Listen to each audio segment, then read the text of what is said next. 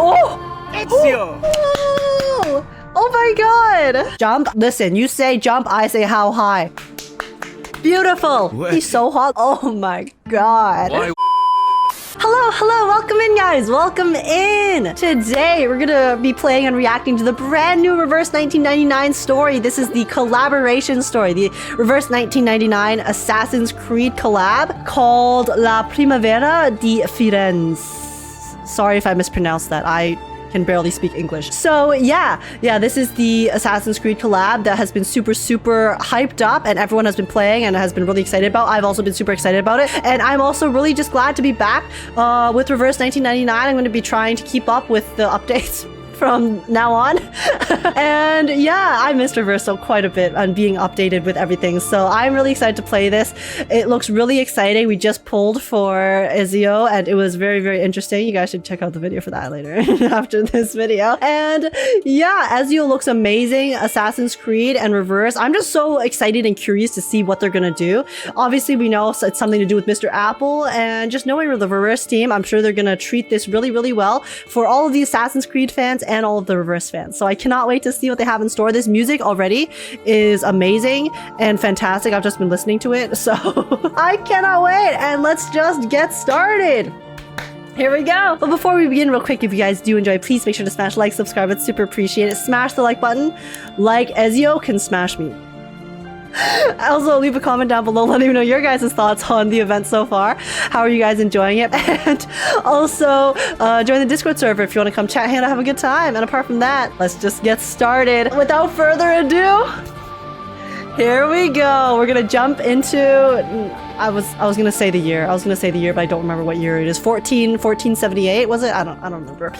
We're going to the past. Let's do it. Let's go to Italy. The devs did the work. They even read the AC novels. Oh, really? They even have references to novels? Dude. They treated the collab with respect. So let's see it.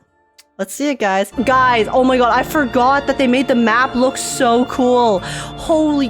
The fact that they even made the map itself align with the lore or whatever, because I don't know too much about Assassin's Creed itself, but everyone has said that this resembles like something from the game and the system. So, well, let's see. Particles of Chaos. Let's see how this is going to begin. I'm assuming this is going to begin in X's lab, because at the beginning of the live stream, you did see X with that device. I don't really know what the device does, but I guess we'll find out. Particles of Chaos. So let my dog explain it to you. After all, he isn't one to rely on intuition.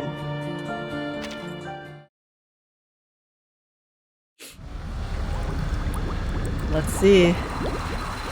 You don't have the bug? Hey, nice. Oh, it just makes the UI not appear. Oh, okay. So I saw the UI, so we're safe. Yo! The title screen is nice. Oh! Interferometer activated. Particle generation mode enabled. Estimated particle consumption. Temperature. I can't read that fast. Relative humidity 65%. Observers in position. Loading vitals.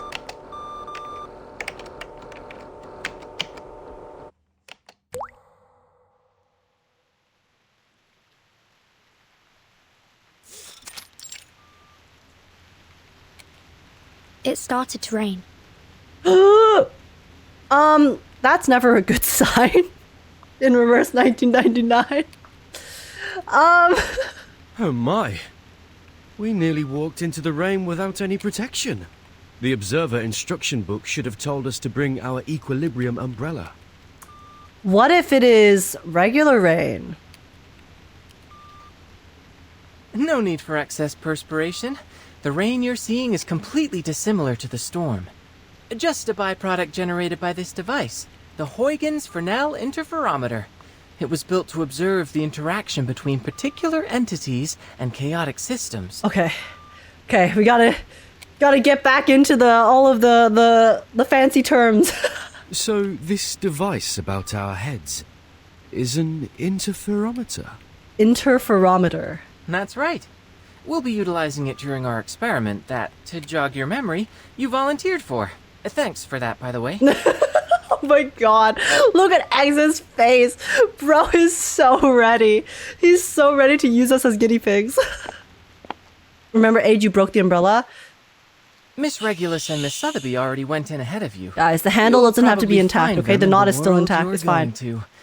Now, prepare for an enthralling adventure. The two lab rats don't match the experimenter's enthusiasm. The instruction book says I wonder this why. machine sends our minds to other worlds, and the destinations are particular to a time and place. Do I have that right? Oh, okay. So is this? It's like advanced VR. Wow, you actually did your homework for once. Yep, it's true. These particular sorts of places have many names. Quantum superposition, simulated worlds, space-time bubbles. Call it whatever you like. I kind of like the name Stage in the Rain. That is a very dramatic name. I actually quite like it too. X has very good naming schemes sometimes. Stage in the Rain sounds lovely. It This sounds apple can't very wait to visit a new profound. world. That sounds like something I would name a song. Now, how do we begin? Isekai, yeah. Are there Very any true. experimental We're procedures we isekaiing must go ourselves. Let me guess. Close your eyes, take a deep breath, and walk clockwise in a circle 3 times. X offers an amused laugh at Apple's natural humor. No need. Besides, how would I get you to walk in a circle? Well, you could float in a circle. Well, this apple doesn't see a problem. With that said, if you have no strict procedure, what exactly are you intending with this experiment? Is it a novel scientific experience, or just a jolly bit of fun? Fuck around and find out is X's motto, okay? So, X shrugs. Oh, it's a serious experiment. One in which I propose to examine the very randomness that we usually attempt to avoid. The VR simulation is a plot point in the AC game, or accurately, a plot device. I see. Well, it's a plot device in Reverse 1999 to allow us to experience the AC game, so... W. As you stand on the stage, breathing in and out, the raindrop's behavior should start to change. Because I'm breathing on the stage? In the rain. More precisely, Breathing on the stage in the because rain. you exist on the stage. Go ahead and touch the raindrops. How cryptic. Apple taps on one of the raindrops that hang in the air, as if it were a miniature heart. What? The raindrops are chaotic at first, but a pattern emerges as they bounce and spin before the red fruit, giving off a soft glow. On the surface, they could be mistaken for any other raindrop, yet ancient secrets hide within their apparent randomness.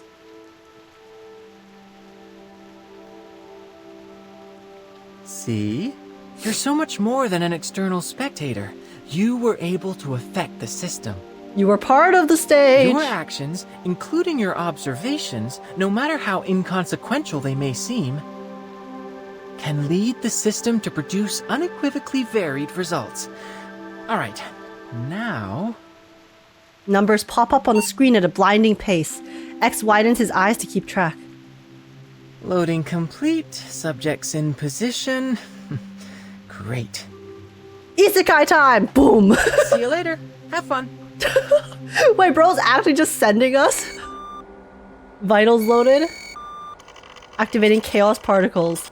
97.6, 98. 99.9. Bro just gave us no context for the world he's about to send us to. And he's like, yeah, peace. Enjoy. See you later, maybe. If you survive.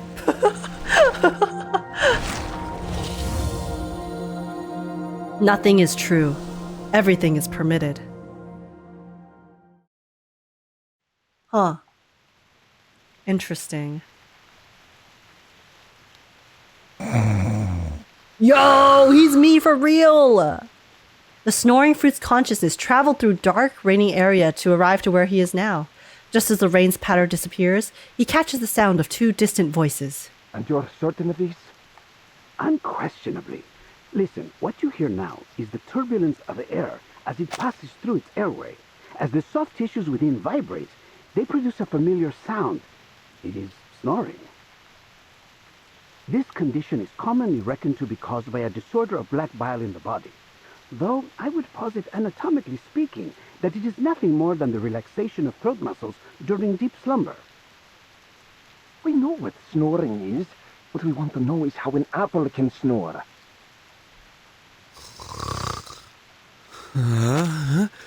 Honestly, very valid question. That's the first thing that we all asked too. How is Mr. Apple able to speak? How strange. A strangely dressed man is standing by Apple's side, surrounded by a group of soldiers. The wall they form has blocked all the exits. He's already gold.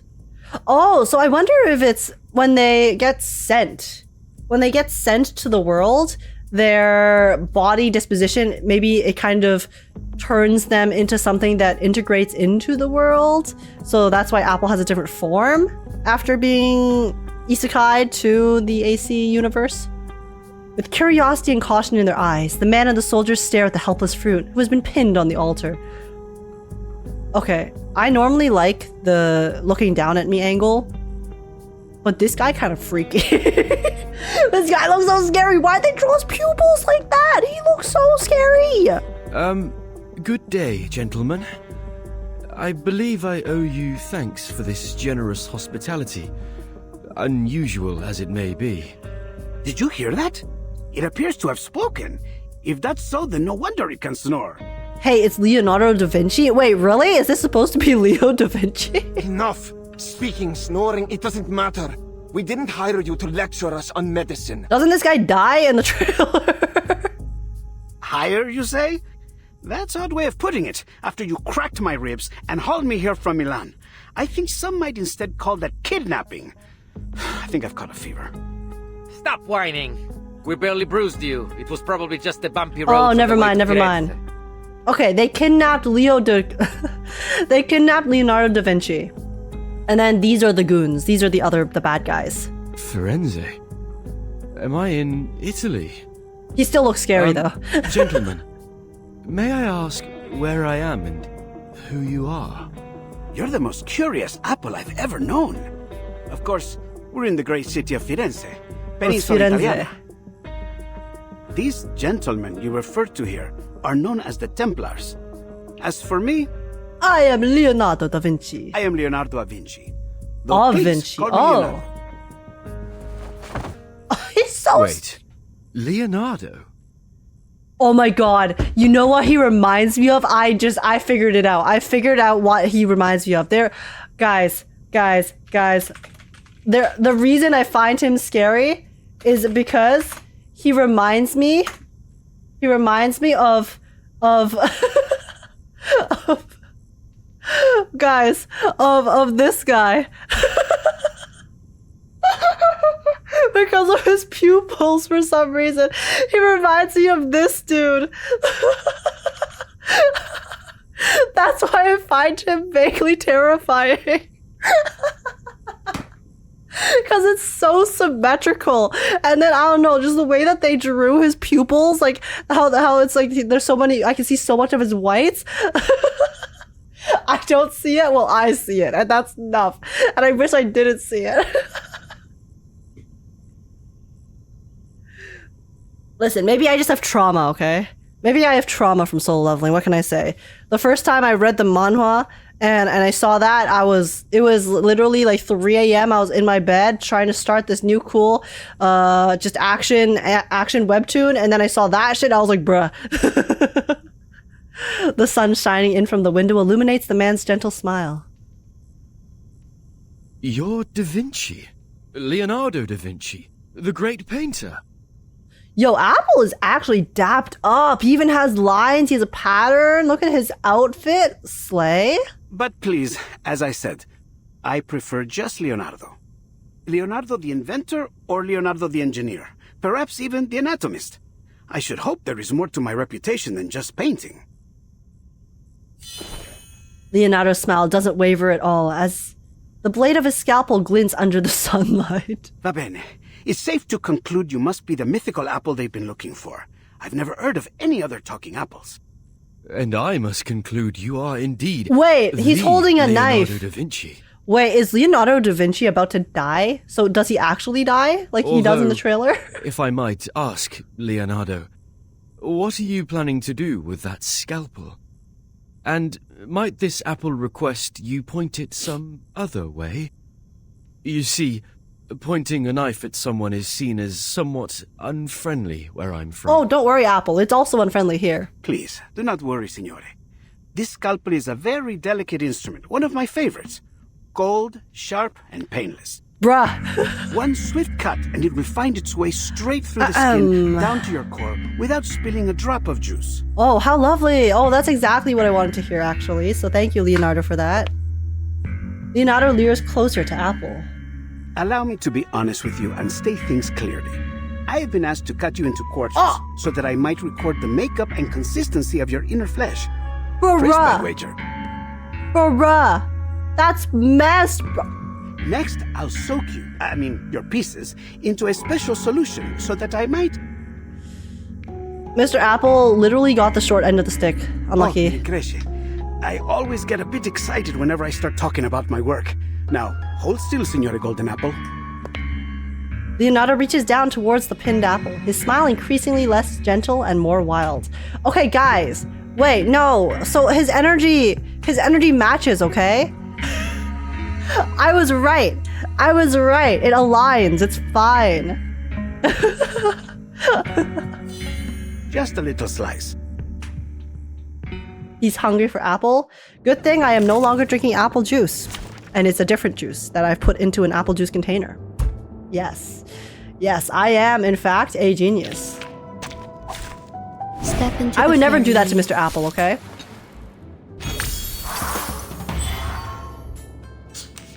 I shall let Otto cook. About like a fly. Get it! Of course I do.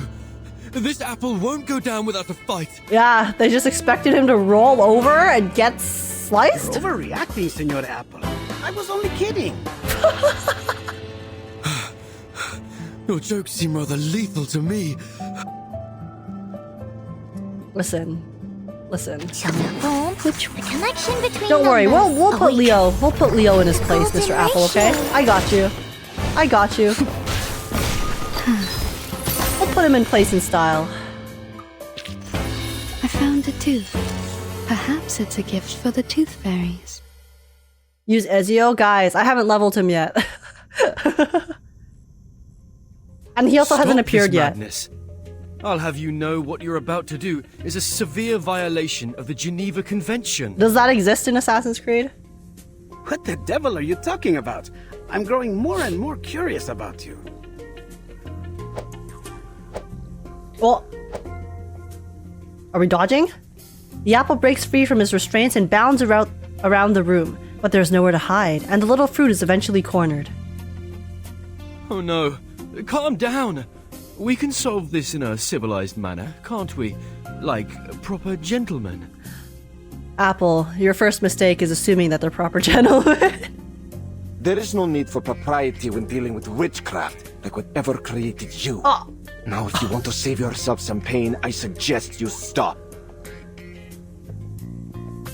I like how they dislike witchcraft, and yet he is talking smack to the object of witchcraft. I feel like I'm in a nightmare. What in the world could you want with this apple for? I can answer that. These gentlemen believe you to be the key to a rumored secret chamber. It's like the same energy as, back in the day when they would burn people for suspecting them of being witches. But realistically, if the witches are actually so powerful that they are scary, and that's why, that's why people were scared of them, right? Because they thought they were powerful and were doing evil things. If they were really that powerful, then how the hell would they allow you to burn them? The logic is so backwards. Of course, to prove their theory, they hired me to figure out just what it is that you are. Leonardo bends down as if about to pick him up, but instead, he leans close and whispers. I don't intend to hurt you. Just cooperate for now. Help is on the way. Oh, Leonardo is a good guy. Oh, so he's the one who calls Ezio, I'm guessing. you can just float above them, don't let them reach you. Maybe Mr. Apple has a limit to his floating, because he does always appear at the same height whenever we talk to him, so... Help? You know? Before Apple could say more, Leonardo straightens up and shakes his head. Oh, I do apologize, gentlemen. But I think there might have been a misunderstanding. You expect us to believe that? An emotionless voice comes from the corner, followed by a towering man in armor. Perhaps you forgot. Oh my god, he's so ugly. I'm sorry. I'm sorry. I'm sorry. I just didn't expect him to look like that. Months ago, a golden apple was He looks found like a floating scrawny in the Arno by stick a man. fisherman. Being a faithful man, he brought it to the church. And there something strange happened. Strange? What are you talking about? I'm only an apple. The Templar commander raises his chin at Leonardo. You, demonstrate for our guest. Leonardo puts on a long face. I've already demonstrated it a dozen times. The towering man rests his hand on the sword at his waist, tilting it forward with intent. But of course, I would be glad to demonstrate once more, signore. Demonstrate or else. Whoa! Please, be careful. Leonardo picks up Apple and paces the room, trying to find the right angle beneath the sunlight. The soldiers are leaning against the wall, enjoying a reprieve from the heat outside. As soon as Leonardo raises Apple, however, they all stand straight and stare at him. Found it. The perfect angle. This reminds me of Lion King. Leonardo walks to the fresco, looking at the blurred faces of the figures on it. Who are they? Persona sconosciuta. Their identity is plainly a mystery to everyone in the room. They do not appear to be the sort that would usually be recorded in the annals of history, and there is not even a subtle hint of their identity beyond their visage. Nothing that might indicate the artist's intent in depicting them, nor in choosing to paint them in what could only be abject sorrow. Is that all? According to this apple's experience, you should only need to cast an incantation to reveal the details. Also, people can sometimes just create art to like express, emotion. Some people just, vent art. Maybe this is some old painter's vent art, Call it magic, miracle, or trick as you like. All that I can see is a mystery that must be unraveled. Now wait. What for? For the perfect ray of light. Oh, it's gonna reflect off of him. He's like a prism. When half the sun sinks below the horizon, a particular beam of light travels through the golden apple, turning into warm, light spots. As the light reaches the fresco, the blurred faces are suddenly illuminated. And so, the miracle is recreated. Oh. Blimey! What's going on? Wait, the vines! It is beyond me to explain what I am seeing here. I've examined both the wall and your skin for some time, but found nothing. It's coming out of their eyes! Look at that! It's coming out of their eyes and mouths. This may truly be a miracle. That's kind of Gentlemen, creepy. There's a line of letters down there. Oh, I can definitely read that. Oh, it's nothing HGW. but a Caesar cipher. W. I can decode this in no time. Wows. Let me see. It's wows.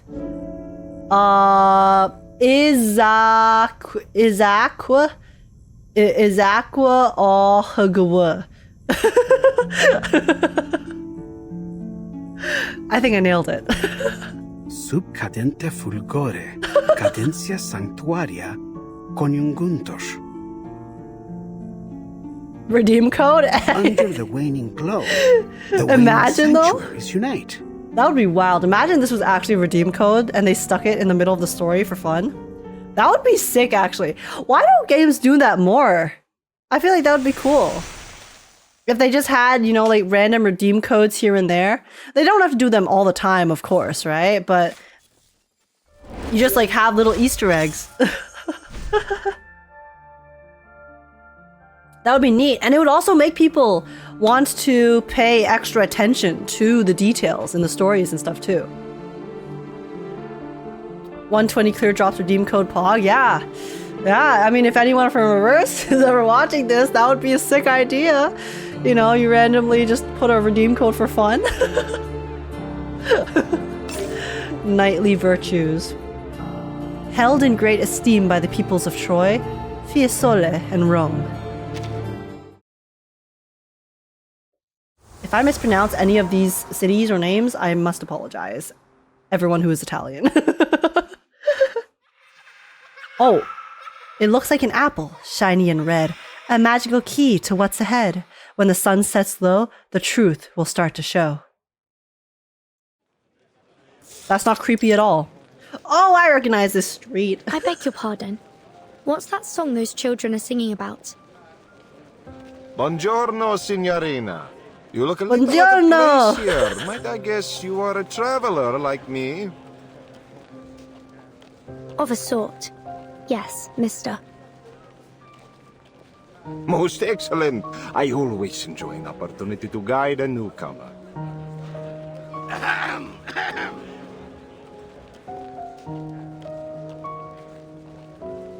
The famed poet once claimed that Firenze was the most beautiful and renowned daughter of Rome. I suppose it is for that reason that many travelers come here, seeking the source of that claim, searching for the lost treasures of a fallen empire. Vertin's finally here. I honestly expected Regulus to also be in this story because Mr. Apple is, but it seems like it's just Vertin and Mr. Apple. He leans in and lowers his voice. But I hear a rumor now that people are pursuing a new target in our dear Firenze. A mysterious apple. Could you mean this golden apple? It seems like everyone is talking about it. Just so. It seems you know a little bit more about this rumor than you've let on. There are those that say the apple can reveal a miracle when raised before certain frescoes in the city. Since then, a dark cloud has gathered over us. Does my accent give it away? Oh, for her being a foreigner? Yeah, totally not the fact that she looks completely different. Like a British person. Yeah, oh yeah, exactly. For now, well dressed like one. There are many here that seek the Complaner's treasures. Also, it's the protagonist buff, okay? The Complaners. That's quite the unusual name. Were they singers of some sort? They say they were a heretical cult, one that gathered in the city to sing heretical liturgies at dusk, hence the name. X did say that Sotheby and Regulus already went ahead. Oh, did he? Sorry, I missed it. I was too busy trying to focus on the fancy names at the beginning. Oh, then maybe they'll either show up here or maybe Sotheby and Regulus are going to show up in the second half of the story, the Cassandra one. And apparently, they stashed away their relics in a secret chamber, somewhere in the Duomo di Firenze. The book merchant points at the towering dome of the cathedral. The Cathedral of St. Mary of the Flower, but the locals call it the Duomo di Firenze, or simply Il Duomo. I'm trying my best, okay? She stands in the center of Florence like a queen presiding over her kingdom. Apparently, they would go there to perform unspeakable acts of evil. The BG art is very defiling beautiful. the purpose of that beautiful dome.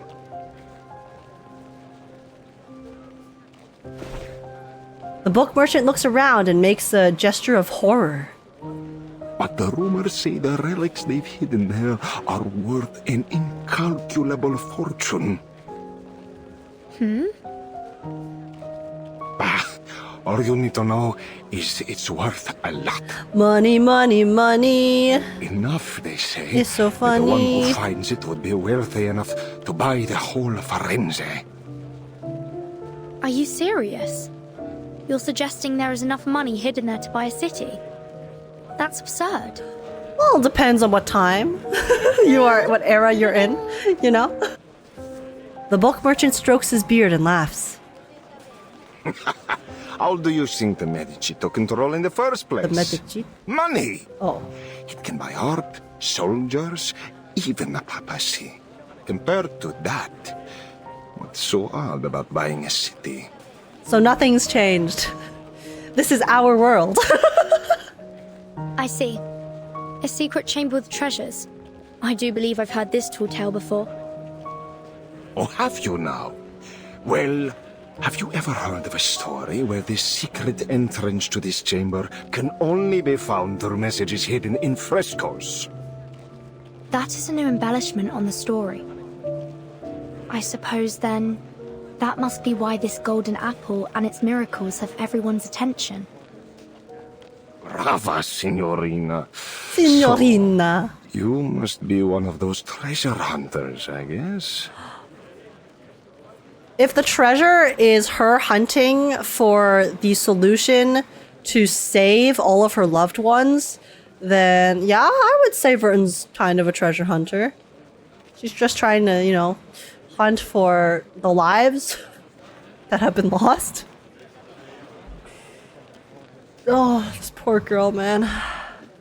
In a way, yes. Oh no, she did the depressing head nod. Oh. I knew it. But I'm afraid you have your work cut out for you. The dome is larger than you might think.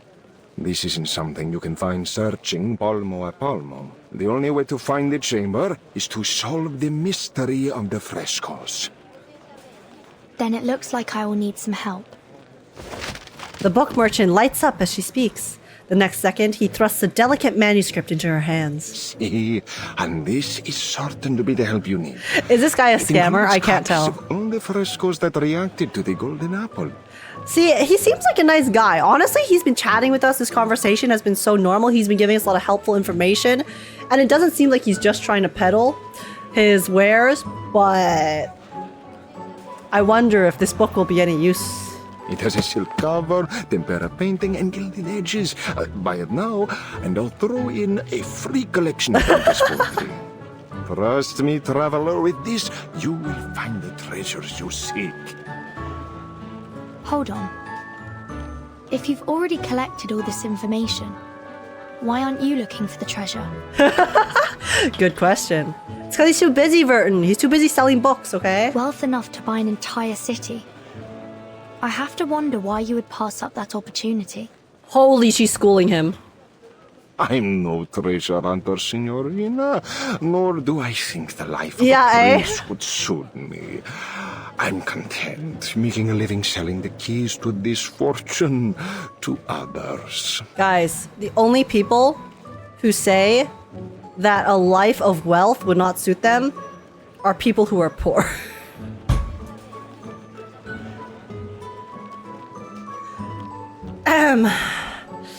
Guys, that is the biggest copium statement I've ever seen in my goddamn life. Yes, okay, money probably can't buy happiness in the exact sense as most people think, sure, there might be, you know, things that you have to deal with and struggle with when you have lots of wealth, but at the end of the day, if you have enough money to live comfortably and not have to struggle and live day by day to make ends meet, and also are able to work less because you have that money and wealth, then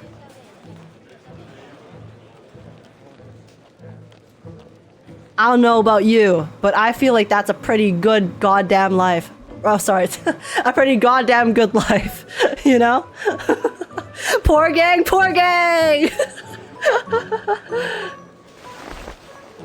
The book merchant raises the manuscript and puts the other hand on his chest, looking regretful. The price is usually 10 florins, but as you are my 8th customer today... Congratulations! You're the 1,000th person to see this ad. Click here now to claim your prize. You know, in Firenze, the number 8 is said to bring good luck and eternal hope. That is why the Battistero di San Giovanni and the Duomo di Firenze have octagonal domes. Ah yes, 8 is the lucky number in this city. So that's why you're the 8th customer. So you should buy this book and spend 8 80 of your dollars on my book because it's worth it. People that say money can't buy happiness or coping, like, I think the better term or the better way of putting it is that there are things that money can't buy that can bring happiness. However, that does not inherently mean that money can't buy happiness, because living a comfortable life, I think, is something most people just want and most people would love to have. And then that can subsequently bring you happiness in a lot of other ways. That's obviously like a more nuanced and overarching way of saying it rather than just the statement itself, but that's kind of how I feel, at least. You know? Sure, you know, obviously, like, money can't buy good relationships. Money can't buy like meaningful, like, you know, things in your life, but at the same time, it can make it a whole lot easier to be able to have them when you don't have to just worry about making ends meet. So that's all. So, for you, 8 florins. No, make that 5. The most detailed and useful manuscript around for just 5 florins. You don't want to miss out. Wow, he lowered it to half. It's half price, guys. It's 50% off. Sorry, but I don't have any money with me. She's me for real. The merchant goes silent, the air between them painfully tense. At last, he slaps the manuscript down on his stall. How could you make it all the way to Firenze without a florin on you? Ridiculous! The true colors come out. I've no more time to spend on you, Signorina. Best you get back to your hunt. Hold on. Bruh. I heard that this golden apple could talk, and even fly in the air. It might have something to do with my missing friend. Oh my god, I love how little of a shit Vertin gives. This guy is clearly trying to scam her, and she's like, oh, but actually, can you still help me? It sounds like I need this manuscript in order to find him. So, is there anything I can do for you? I can handle any issues related to magic. We could do an exchange. My magical services for your manuscript. Oh? She stops herself, waiting to get some signal from the man. The merchant offers no trace of sympathy. Not interested. No, go away! Okay, Vertin, now you know what time it is, okay? It's time to rob the scammer. Steal it. He doesn't need that book. Also, is it safe for Vertin to expose that she is that she can do magic? And the relics. Because don't the Templars or whatever these guys are, don't they hate witchcraft? And it seems like they're kind of in charge, so. I see. Yikes. The man's words are a bit too much information for the little fruit's nerves to handle at one time. We've gone to great effort to acquire Oh my them. god, get him off my screen. Before us, you've been traded to the Palazzo, then San Marco, and even the Thieves' Guild. And me. And moi. Moi. The armored man kicks Leonardo roughly, sending him sprawling from the ground into a nearby wall. What? They kidnapped him and then treated him like this? Bro. Less talking, more slicing. From now on, you do as I say. Understand?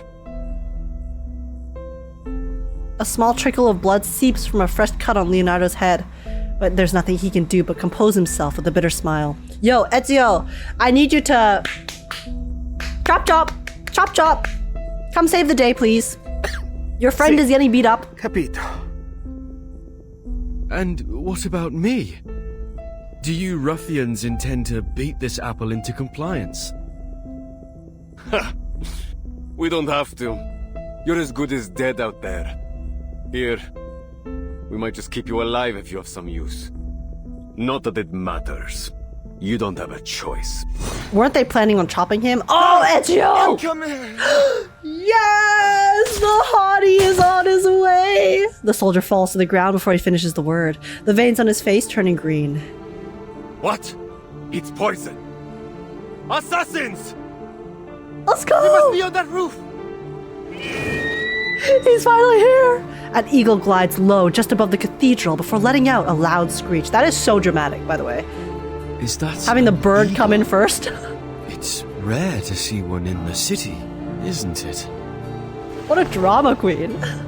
Leonardo grabs Apple and runs toward the eagle shadow. He's here. Our rescuer is here. Oh, the music is so cool. Oh! Ezio! Oh my god. Wait, this CG! A man in a gray hood jumps down on two soldiers precisely. Two blades spring from his sleeves, penetrating their chests before they can even react. I'd let him penetrate something. Ezio audito. Assassin. I'm sorry guys. Also, I need a screenshot, 1 second. Their hearts stop before they've even fallen. A crimson splash covers the ground near them. Splash on the ground, eh? Yeah, eh? What the? The assassin withdraws his blade in a fluid, almost casual movement, as if he had done nothing at all.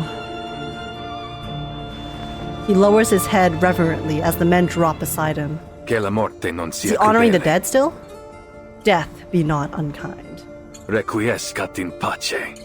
Requiescat in pace? Why am I trying to learn? Is he speaking Italian? This is Italian, right? To what end is strife perpetrated? Penetrate with what? His knives, of course. His very, very Which one? Please stay behind me. long knife. The golden ratio. M.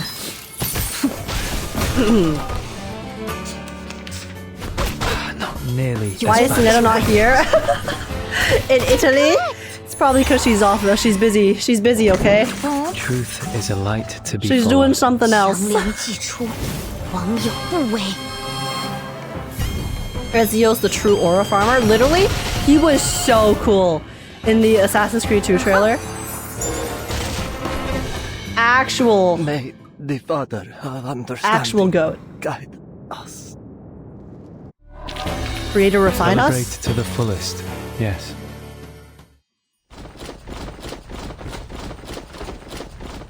More and more soldiers rush in through the gate of the monastery. Radunatelli! It seems I underestimated their strength. We need to get out of here straight away. Leonardo points at Apple, who is still trying to figure out what's happening. Bro We is should so split up, confused. Ezio. Here, take him with you. You know where to find me. Nessun problema, amico. Get him! Get them all! Good luck with that. Don't worry. He is an honored guest of the Duke of Milan. They might chase him, but they dare not harm him in public. But we are not so lucky. Now let's go. Don't worry. Well, I'm in very it capable seems hands. like this apple doesn't have much of a choice. You, at least, seem more polite than my previous captors. Apple climbs onto the assassin's shoulder. Ezio enters a sprint before effortlessly scaling up to a nearby roof. Holy, he's wall running. Let's go. Dude, this BG is so complex. You're welcome to try. Hold tight.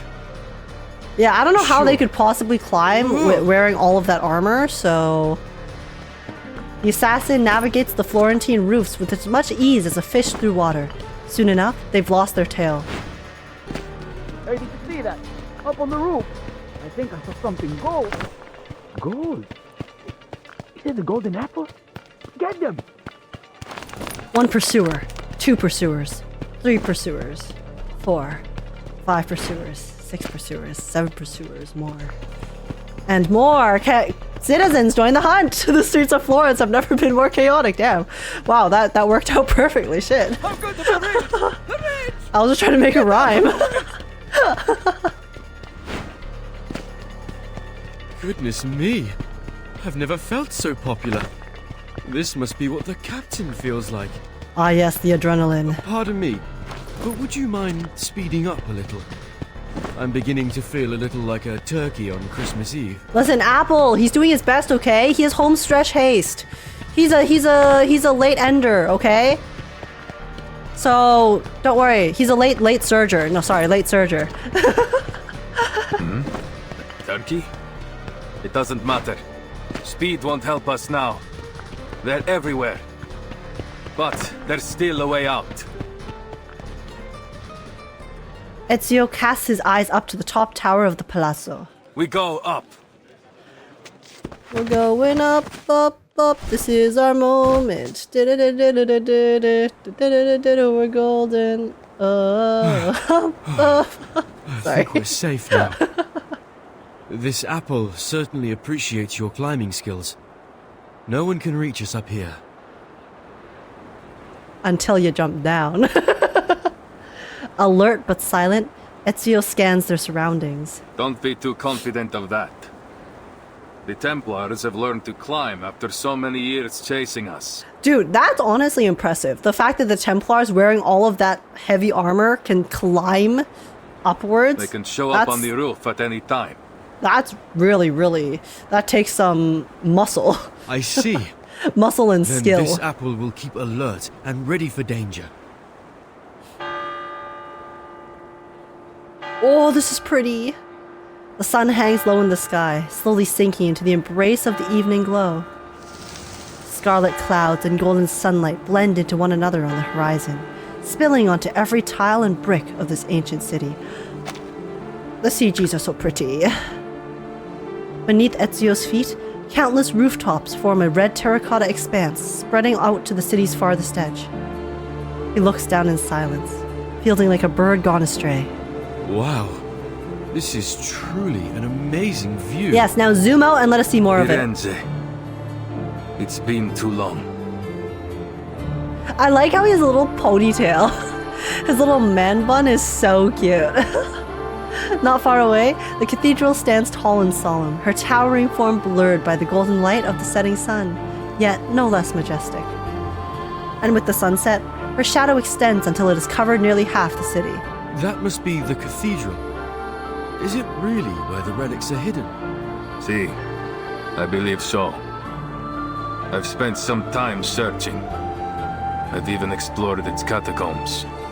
But I haven't any idea where it might be. I'm sorry.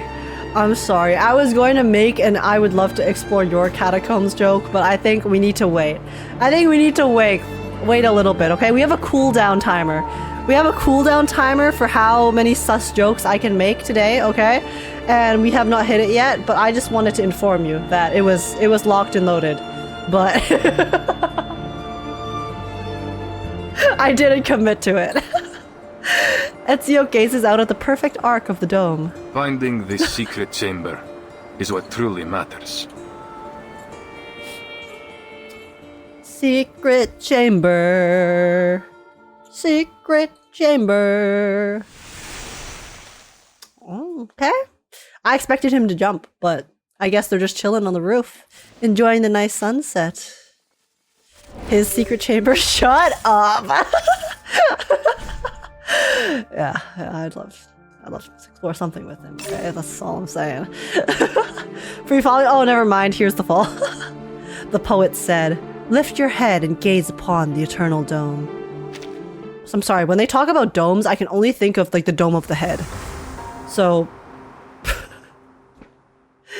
A bright and shiny bald dome. Oh, I nearly forgot to introduce myself. My name is Apple. I owe you my thanks, sir. Ezio Auditore. But just Ezio is fine. Of course, Ezio. This apple is something of a visitor from far away.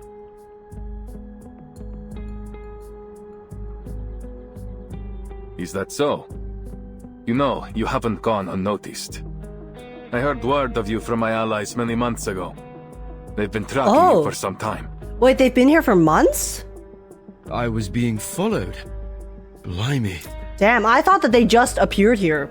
We might and have then never even they known just you got were anything yeeted, you but know? an ordinary But fruit. it turns out, If you hadn't started talking in your sleep. Okay, so they have been here for quite a while already. Leonardo has told you what's going on, see? Is there anything you don't understand? Why are you so beautiful? Everything. These Templars, the Compliners, the frescoes, and you, for that matter. The wind seems to carry his voice far further than it should. I know your friend was only stalling for time, but he all but scared the life out of me when he came at me with that scalpel. Well, he was also being kidnapped, so... There are many things that need explaining. Oh no! For now, you need only know that these men are Templars.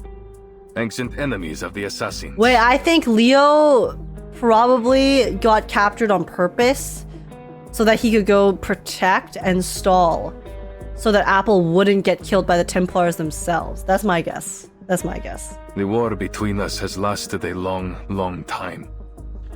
I fear it will never end. Vertin will end it. Isn't there a more peaceful No, guys, way the to storm will solve end this? it. Too often, violence only treats the symptoms while letting the disease grow. Wait, true, guys. Are we finally gonna get a story in which there is no storm? The effect where we get to see Vertin and Mr. Apple and some of the other characters exist in a world where the storm doesn't exist. Sure, there's still other types of pain and suffering, but maybe Vertin can catch a break here? I wish there was, but no. Too many have died to the ambition of the Templars. Even my own. Ezio pauses, hanging on the next word. Still, there is wisdom in what you say. Violence has a habit of making things worse. But there is a chance now to end this. To destroy them once and for all. So that no one else must suffer. Ezio puts his right hand on his chest and bows to Apple. Shinzo wo Sasage! I'm sorry we dragged you into this, Signore Apple. Or sorry, it's like this. Or yeah, no, it's like this, right? But we must not let the Templars get the relics. So, we need to know where you stand. You and Leonardo seem to be close. The statement confuses Ezio, who eyes Apple looking for some glimmer of intent. Until, at last, he nods. Okay, but how can Ezio possibly eye intent from Mr. Apple? Apple doesn't have facial expressions. Or a body. So how can Ezio possibly read Apple's body language? Yes. Now that is truly impressive. For a long time. Great. Then you have my full trust. They got the original VA for Leonardo, but they couldn't do it for Ezio, probably related to strike reasons. Oh wait, that's so cool. I'm sad about Ezio, but the fact that they were able to get some of the original VAs is sick. Oh, that's lit. Hmm? Okay. Apple clears his throat. I am certain that Leonardo is a good person. If the history books, my intuition is anything to go by. So, I believe that one of his close friends must also be trustworthy. Oh? Oh, Apple taking a leap of faith? Maybe this is the leap they were talking about? The assassin smiles. Good to see my charm hasn't dulled. Grazie for your trust. Ezio. If anyone were to see you, okay? Let's just be so for real. Pretty privilege is a thing. Please allow this apple to make a request. Anything, amico. I am at your service. When I first came to Florence, I was supposed to be with some friends, but we were separated. Would you help me find them? And keep them safe, if need be. Oh, this is so cute with the music. Given the circumstances, I worry this city may become quite dangerous for them. Yeah, also given Given Vertin's social awareness as well. Nessun problema. Then I must repay your grazie, sir. Oh, he glows. If we succeed here, then there is nothing I could do that will ever compare to what the world will owe you. Oh. This apple is only too happy to help. I'm certain the captain would be That was jealous cute. He if goes she like, found out I was so sought after. But this apple enjoys a little attention too sometimes. I always find it impressive whenever fictional media is able to make inanimate objects or non-humanoid objects express emotion. You know? Like just now, you know, Apple was just like kind of bouncing back and forth and glowing, but we could tell that he's happy. You know, he looks happy, but he's an apple. It's so cool. Everyone has their moment in the sun. When the time Animators comes, are so smart. even the least of us can change the course of history. He holds out his hand. So then we are agreed. Uniamo le forze. We'll shake on it. Oh wait. The evening glow witnesses an agreement between an apple and an assassin. Yo, A's unite! You should get Age in there too. I'll join in on the union. Naturalmente. I'd love to join a union with Ezio. Leonardo will be waiting for us at his workshop. Are you ready? Ready for what? Our visit? Oh, by Jove. Perhaps I should prepare a gift first. Ezio walks to the edge of the scaffolding with purpose. He crouches, looking down at the busy street beneath their perch. In that moment, he looks almost like an eagle searching for prey. Now. Oh my god. Jump? Jump? Listen, you say jump, I say how high. This lighting is crazy. Oh, this is so pretty. Guys, the backlighting and the glow. From here. Down there. This apple can fly, of course, but from this height, I doubt you would survive. I suggest we find another way. He's so hot. Look at his jawline. Look at his side profile. Oh my god. Why waste time? Oh. Yeah, yeet. Woo. Oh. So many cool CGs. The assassin grabs the golden apple and leaps into the air with all the confidence of an eagle taking flight. What? No! Thud.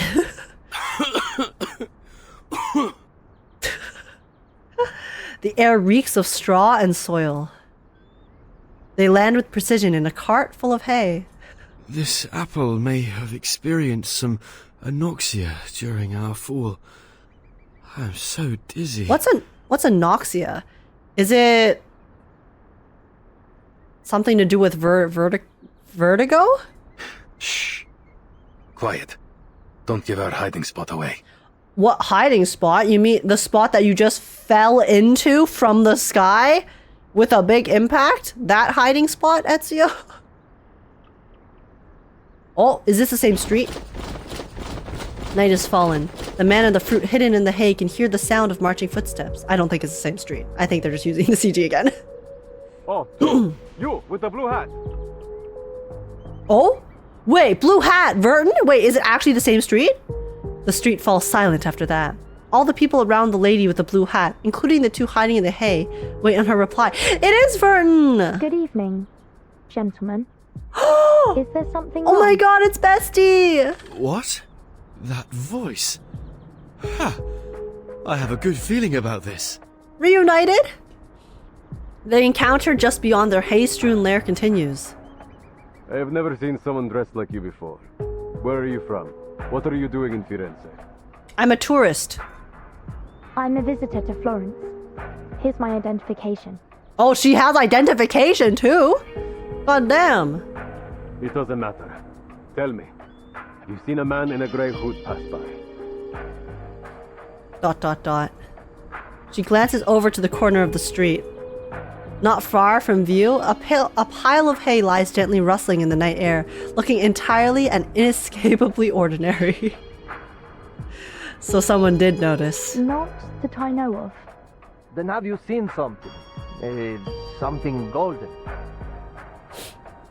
The soldier draws something like a circle in the air clumsily. Do they not know what an apple is, or is it because they're afraid to say that there's a talking apple that exists? Bah, she's useless. Continuam, Vertin. Bye-bye.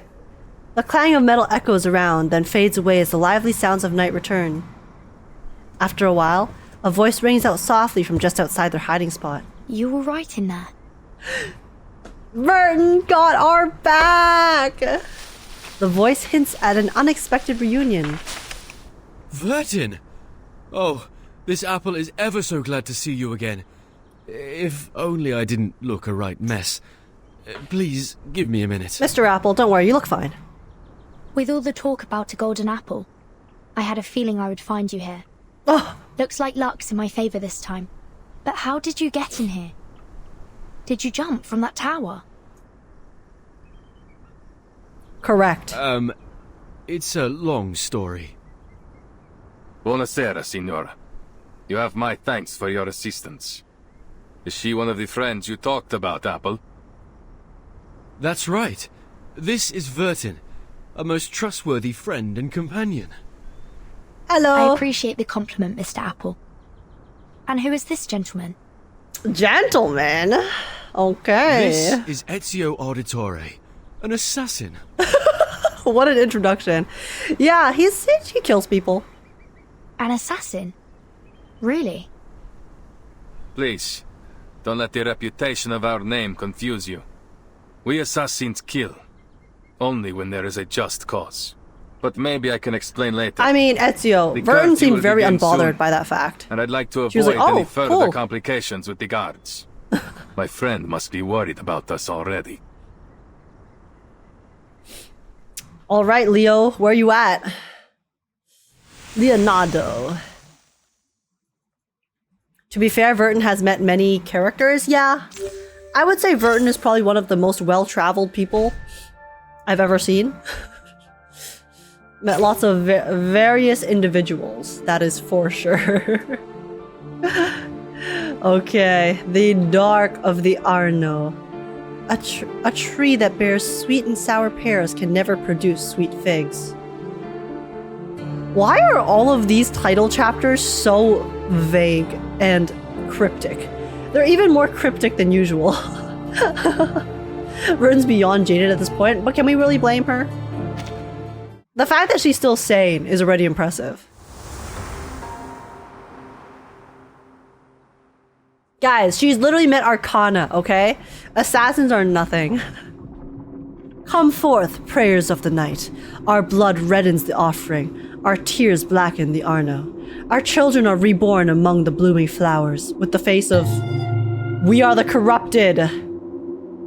Me, whenever I pull in gacha games. I corrupt my bank account. Dim candlelight flickers over errant books and draft papers, casting shadows on the wall. Leonardo is fully engrossed within the book held in front of him.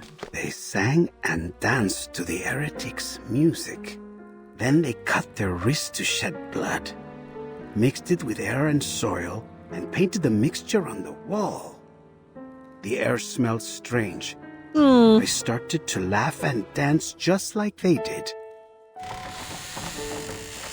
Oh! The door is cracked open. The door is cracked, followed by the sound of heels stepping on the old wooden floor. Despite the noises, the man doesn't stir from his book. Blood on the wall, reborn from the ashes. Why is it in red? Blood on the wall, reborn from the tears. Blood on the wall, reborn from the flesh. Blood on the wall, reborn from your mom. The one who entered the room halts their steps. And all falls completely mute. What? Leonardo at last takes notice of the figure in the room. It's Ezio, right? As it approaches him like a ghost from the shadows. Right behind him, creeping closer and closer. Buonasera?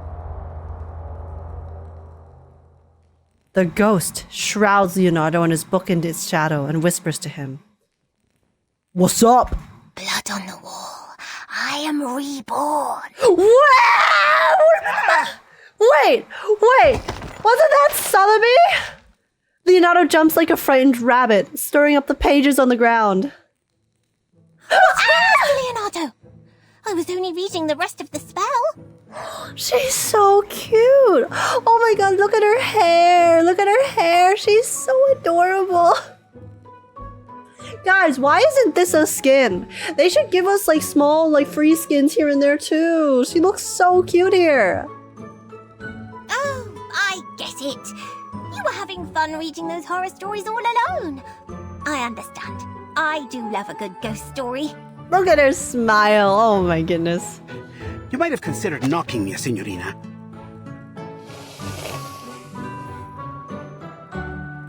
The young lady snorts presumptuously. Mr. Leonardo! Mr. Leonardo! Mr. Leonardo!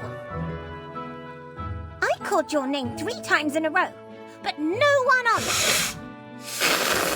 How could you be so rude as to ignore your patroness?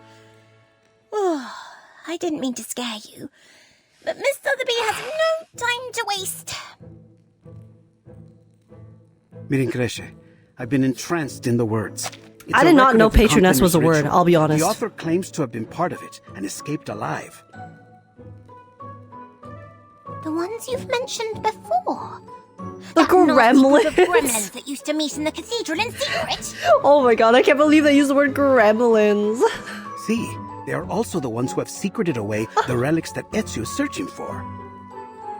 My messenger must have told you why I invited you to come by. Your father just confiscated some manuscripts. Oh, I think you're mistaken. Mr. Domenico is not my father, though I am very grateful for his help. Yeah, so it seems like all of the characters have lived here for a while already, because they already have some pre-established relationships and statuses. He's not your father? But I was certain that you were introduced as such. It's a long story. I'm adopted. The young lady looks up wistfully as she recalls the events. I was wandering around the palazzo when some gentlemen arrived. As I recall, they were all members of the Decemviri. Decemviri. That's my guess for how it's pronounced. One of them was Mr. Domenico. All of a sudden, he rushed up to me and asked if I was his daughter. He said that I had gone missing many years ago. Oh. No offense, mia signorina, but that sounds a little like how they kidnap children in Santa Croce. I was about to say that's so cute, but Leonardo just dropped a truth bomb. Thank you for the reminder, Mr. Leonardo. But Sotheby is a mature young lady who can protect herself. After all, I'm standing here talking to you in one piece. True. And she also does have magic, so, you know, she would be burned at the stake if they found out.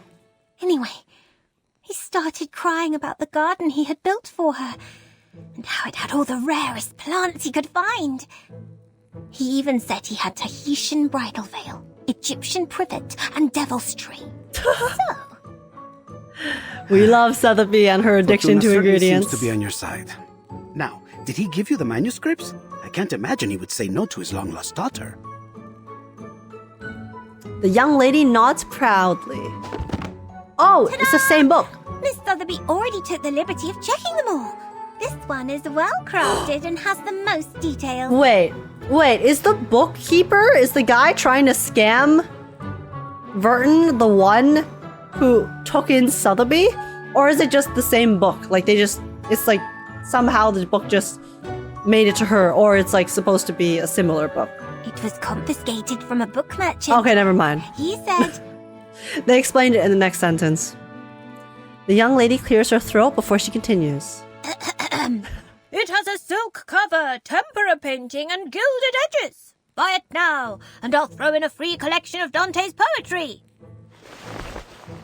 Principe Menelaus micum mea tibia versus. How was that? Miss Sotheby has been practicing her Latin.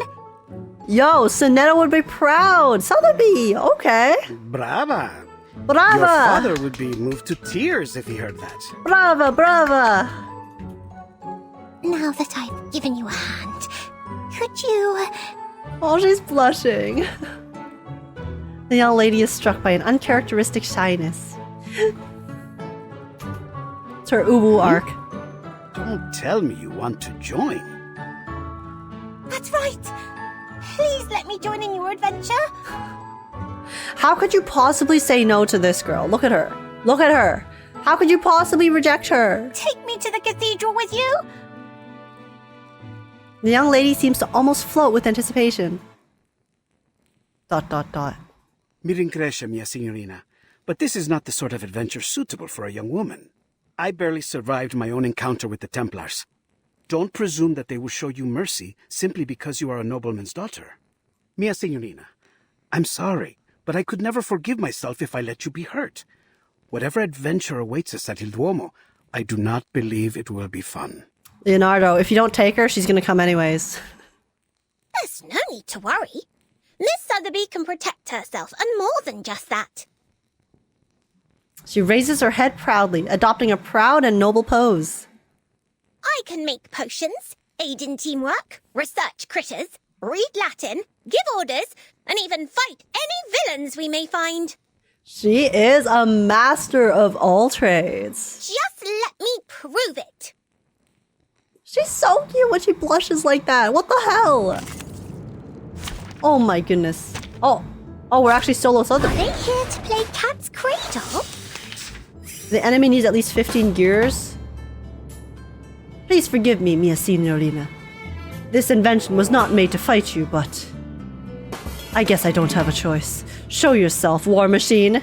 It only gets few gears from the completion. The most important gears to be precise. I'll complete the installation in a few minutes. You'll have to stay, mia signorina. A delicate mechanical device. Sounds like it can use a little sabotage. What's this? What's that? It seems to be mixed up. I tripled the ingredients. Okay, we have to sabotage all 3 gears, whatever that means. Impromptu incantation, what the? Okay. They need at least 12 gears to complete assembly this round. Okay, I'm assuming this is like, so we're sabotaging 5 gears? Oh, so these are the gears, he has 19, so literally we just keep attacking, no? This is my best formula. I tripled the ingredients this time. So that should lower his gears, right? Oh no, it doesn't. Very effective. Please believe me. Oh wait, no, it does there. Okay, this is when it lowers the gears. Okay. I could auto this. 8 gear. Oh shit, 8. Okay, he's gonna complete this, no? Unless we get... What's this? 10, 15... What's that? 22, 15, 7... Oh, okay, never mind. This should be the ingredient store owner said it was very effective. Please believe me. Let's go. Wait, that was more. That was more than 15. Well... Oh no! My war machine! It broke down. I've already said that Sotheby doesn't need a bodyguard. That line never gets old. I don't need a bodyguard. Leonardo may be a man of many talents, but fighting is not one of them. And soon he ends up cornered by the little arcanist. Hooray! My screaming roots and Popeye slime worked. Calm down, signorina. Signorina. All right. Please, have mercy. You can join us. You've more than proved your ability. Sotheby was always going to come, Leonardo. It was just about you learning that fact. Hands on the head, Leonardo rushes toward the door, trying to run away from the little witch. Oh, yo! Oh, my guess? He runs towards the door. Ezio opens the door and slams it in his face. Ouch! Who could this be? It seems I'm like a genius. I've missed a party. I'm a genius! Pre-watched! Ezio! Signore Apple! I knew you would get rid of those Templars. Oh, and you've even brought us a new friend. Good evening, Mr. Leonardo. I've heard a lot about you on my way here. That lady behind you. Vertin! As heels hit the wooden floor again, a green tornado swooshes by Leonardo and charges forward. Vertin! Pre-watched. Pre-watched, guys. A heartwarming reunion. The young lady can't help hugging her friend in a swirling embrace. You're finally here. Have you any idea what I've been through? Miss Sotheby had to attend classes and even study Latin. Oh my god, Sotheby, I'm so sorry. I'm so sorry. Sotheby, you had to go to school? I would have wished that. I would have wished that upon anyone. I would have wished that upon my worst enemies. Damn. My teachers were even stricter than Mr. Carson.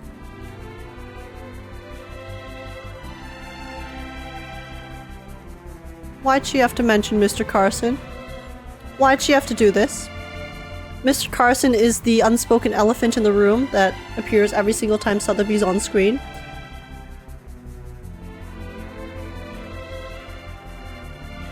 My fucking heart, bro. Oh.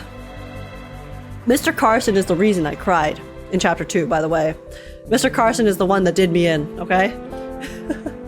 The anxiety of exploring a new place is all at once driven away.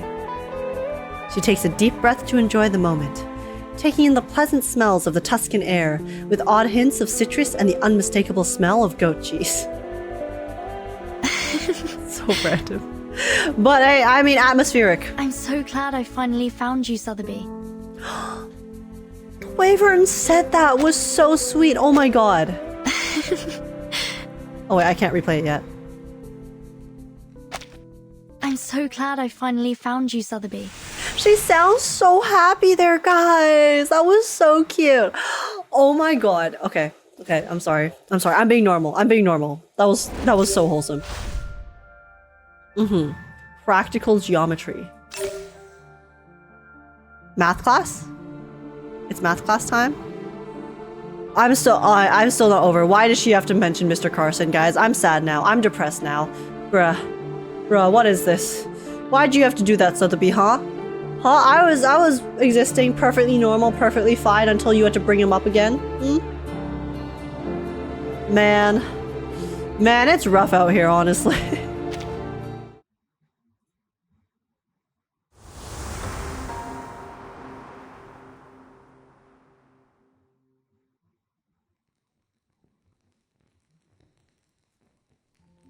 I see. Each of us seems to have had our own adventures after we arrived. How interesting and wonderfully fun! So, then we each arrived here in the stage. I mean, in Florence, at different times. How odd. X did say it was random, right? Recalls, the instruction book didn't mention anything about that. Well, X did also say that he was just kind of experimenting, and he didn't really know exactly what was going to happen. So... ... So then you and your friends came here on a sort of pilgrimage. Was it a journey of discovery, or is it simply that you wish to see the beauty of Firenze? Yes. It was only supposed to be a quick journey, but something happened along the way. Accidents, murders, and now the threat of an all-out war. Just another Tuesday, honestly. In reverse Again, 1999. I'm sorry, but we're in need of your help, Signore Apple. What do you mean, we? Is X watching them? I don't know. I don't know how the device works. My friends and allies. My fellow assassins. Assassins? Mr. Ezio, I need to know more about this organization of yours before making any decisions. Hey, yo, Vertin. Yeah, you do your research, girl. You go get that. You go get that context and information. A straightforward request. ...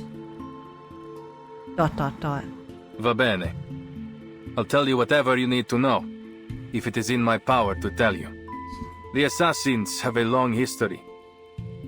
We do not serve kings, nor do we kill for money. We fight for peace and for the freedom of mankind. Okay. This is also a crash course for me Very too. noble of you. I imagine you face many obstructions to that goal. Am I right that these Templars are one of those obstacles? See, they've long been opposed Public to enemy us. number 1. They prefer to impose their vision of order on others. They will stop at nothing until they control the whole world. If order is what they're after, this apple does sympathize with them to some extent. There is no such thing as absolute justice, but we can all do our best to pursue it. No. No. Nothing of what they do could be called justice. It's This like, nah. order they believe in is Fuck only 'em. a disguise. All they truly desire is control. Their rise to power would be the end of freedom. No one would be spared. Dictatorship style. The man furrows his brows, his expression revealing an unusual hint of disdain. ... I see. Vertin relaxes her stance, satisfied with the hooded man's answers. Ask anything of us, we will do it for you. Anything within our reach. Reverse is putting a lot of effort into explaining the universe in a fun and believable way. Yeah, they're doing an amazing job. I feel like I'm understanding what's going on and the kind of status quo of the world, and it doesn't feel like they're just telling it to me. You know, it doesn't feel forced. So, doing a pretty good job so far. As Mr. Apple is already deeply involved in this. It doesn't feel like it's just exposition, because they've actually been showing the effects of it as we've been encountering, you know, the Templars and the stuff in the story here. So we're learning it while also feeling it and experiencing it. So it doesn't feel like they're just giving us exposition, you know? I must admit, I am curious about his change in appearance. Maybe we will find our answer to that in this secret chamber. Mayhaps. Grazie, amica. Va bene. Now that we've reached an agreement, allow me to continue studying this manuscript. I've seen this before. Yeah, Vertin, you have. Signorina Sotheby only borrowed it for us. We'll have to return it soon, so our time is short. Let's get started and see what clues we can find. Time to read. A gotcha player's worst enemy. Oh, what the? Wait, we're actually reading? Yo. Use eagle vision to find the hidden information on the fresco. I can't make heads or tails of it. Ezio, I'm afraid I'll be needing those keen, all-seeing eyes of yours. ... Leave it to me. Oh? Whoa, wait, this is so cool. Okay. Haven't I seen this symbol somewhere before? It's exactly like on the frescoes. This is getting interesting. Quick, let's see what's on the next page. Hooray! I can't wait for more. Or I can't wait anymore. One moment. It's on his head. Aha! There you are. The strokes and colors look familiar. Now, whose style could this possibly be? Me! I can draw stick figures. I got you. Eagle vision is a special ability of Ezio. They don't explain it, if I remember. All right, understandable. It's just his passive, okay? This is most confusing. He was just born with it. Unimportant semantics. Almost every fresco has one of these humanoid symbols, each adopting a different pose. I once read something similar in a detective story. It could be a secret code used between close friends to encrypt their conversation, like Typhon and Orthrus.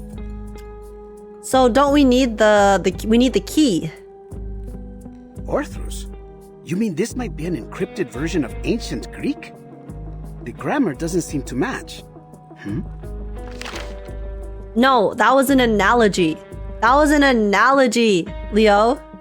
Leonardo suddenly turns the pages, slamming his finger on his new discovery. Mr. Leonardo, we haven't finished. Do you mind? Uccello. Uccello. It's Paolo Uccello. Oh. The copies cannot recreate every detail of the originals, but still the style makes it self-evident. The perspective is perfect, and the geometric figures are so precise that it almost starts to get dull. What is he talking about? Oh, okay, an artist. There's no doubt. This is Paolo Uccello's work. Spoken like a true fan, ... What's wrong, Ezio? Explain it in the AC universe, not the collab? Yeah. Don't worry, I got you. I was just making a joke. I know the name. My mother used to be a patron of his. What? What? I was young when we met. All I remember is that he was a shy man who kept his head low as he worked. He left before what happened to my family. Then we lost touch. The assassin lets his eyes rest on the flickering candlelight in the corner. I haven't seen him since. Ezio's mother, La Señora Maria Auditore. La Señora? Kind-hearted patrona. She has sponsored many artists. From hit game Genshin Impact? La Señora? I never expected Uccello to be involved, though I've heard he was a strange man. He became obsessed with his studies on perspective. Then eventually he disappeared. Not even his family knew where he went.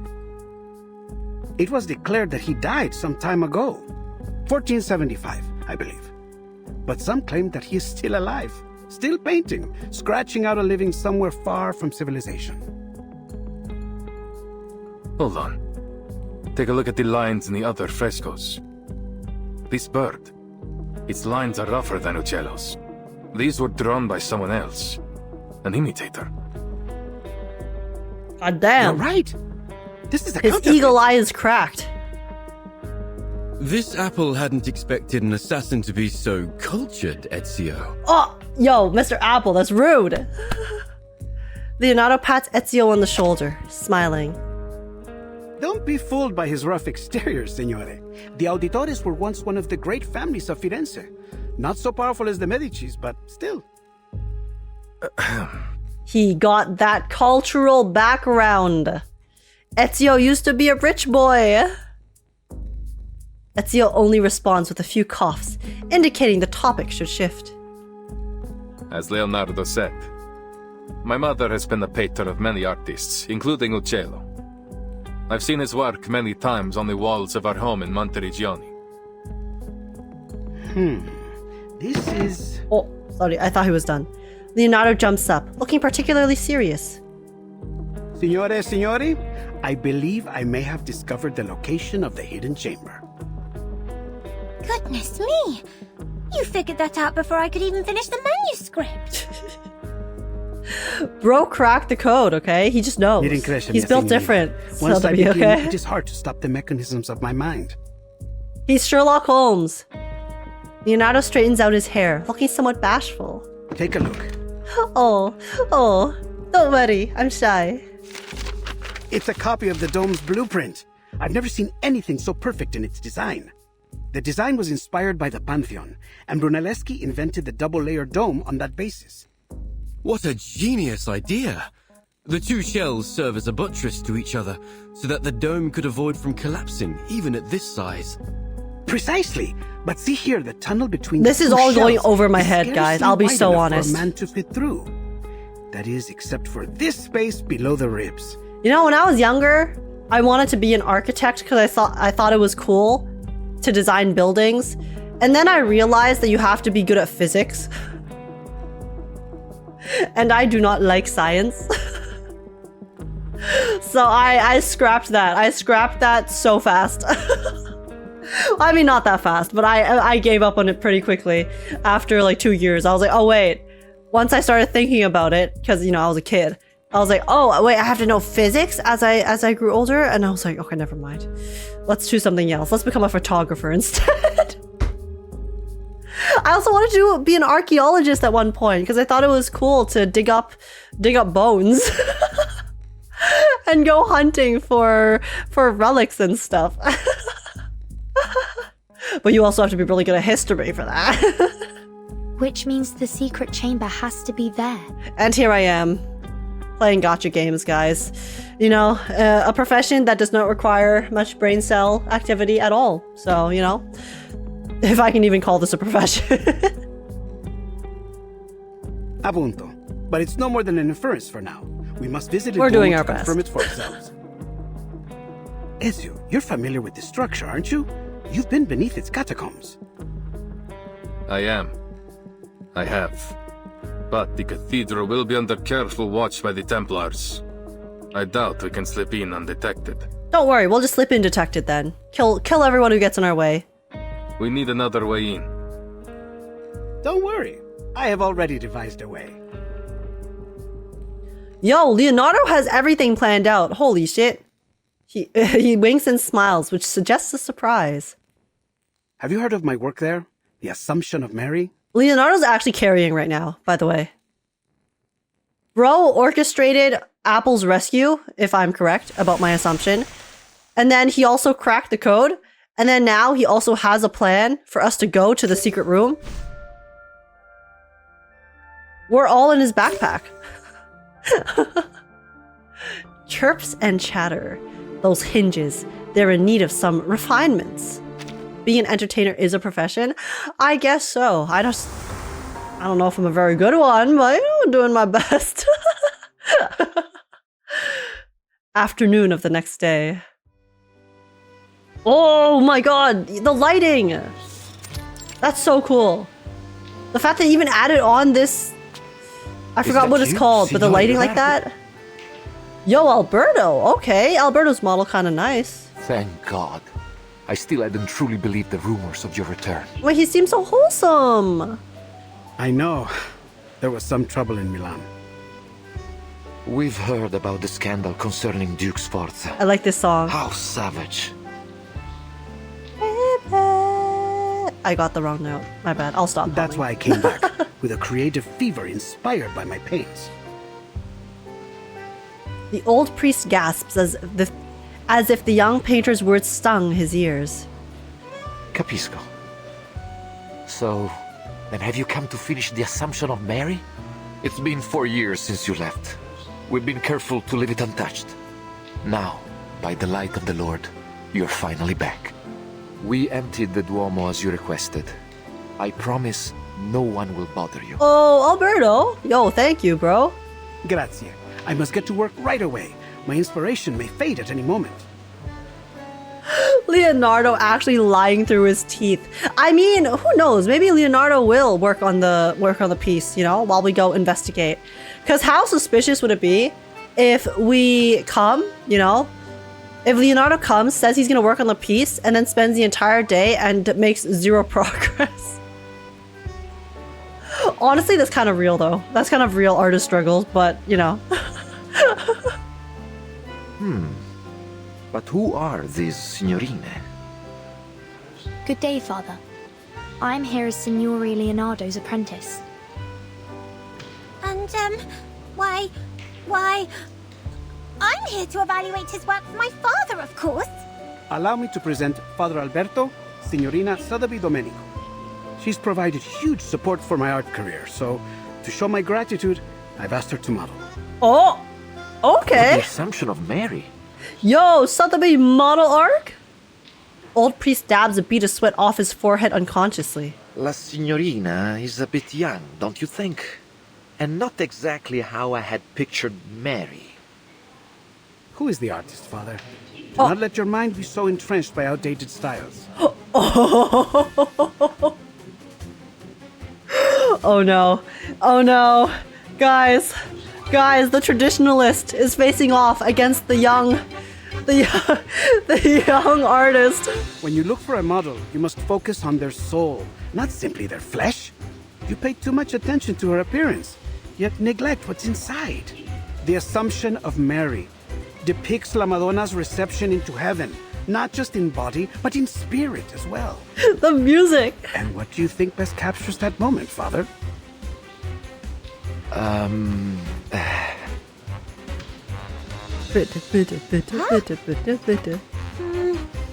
are you looking at me? Leonardo gestures at Sotheby, presenting her like a showman. Esatto. That innocence and vitality. She may be a little young, but her spirit is perfect. In fact, it is that innocence which I loved makes her the more angel choir qualified just than now. anyone.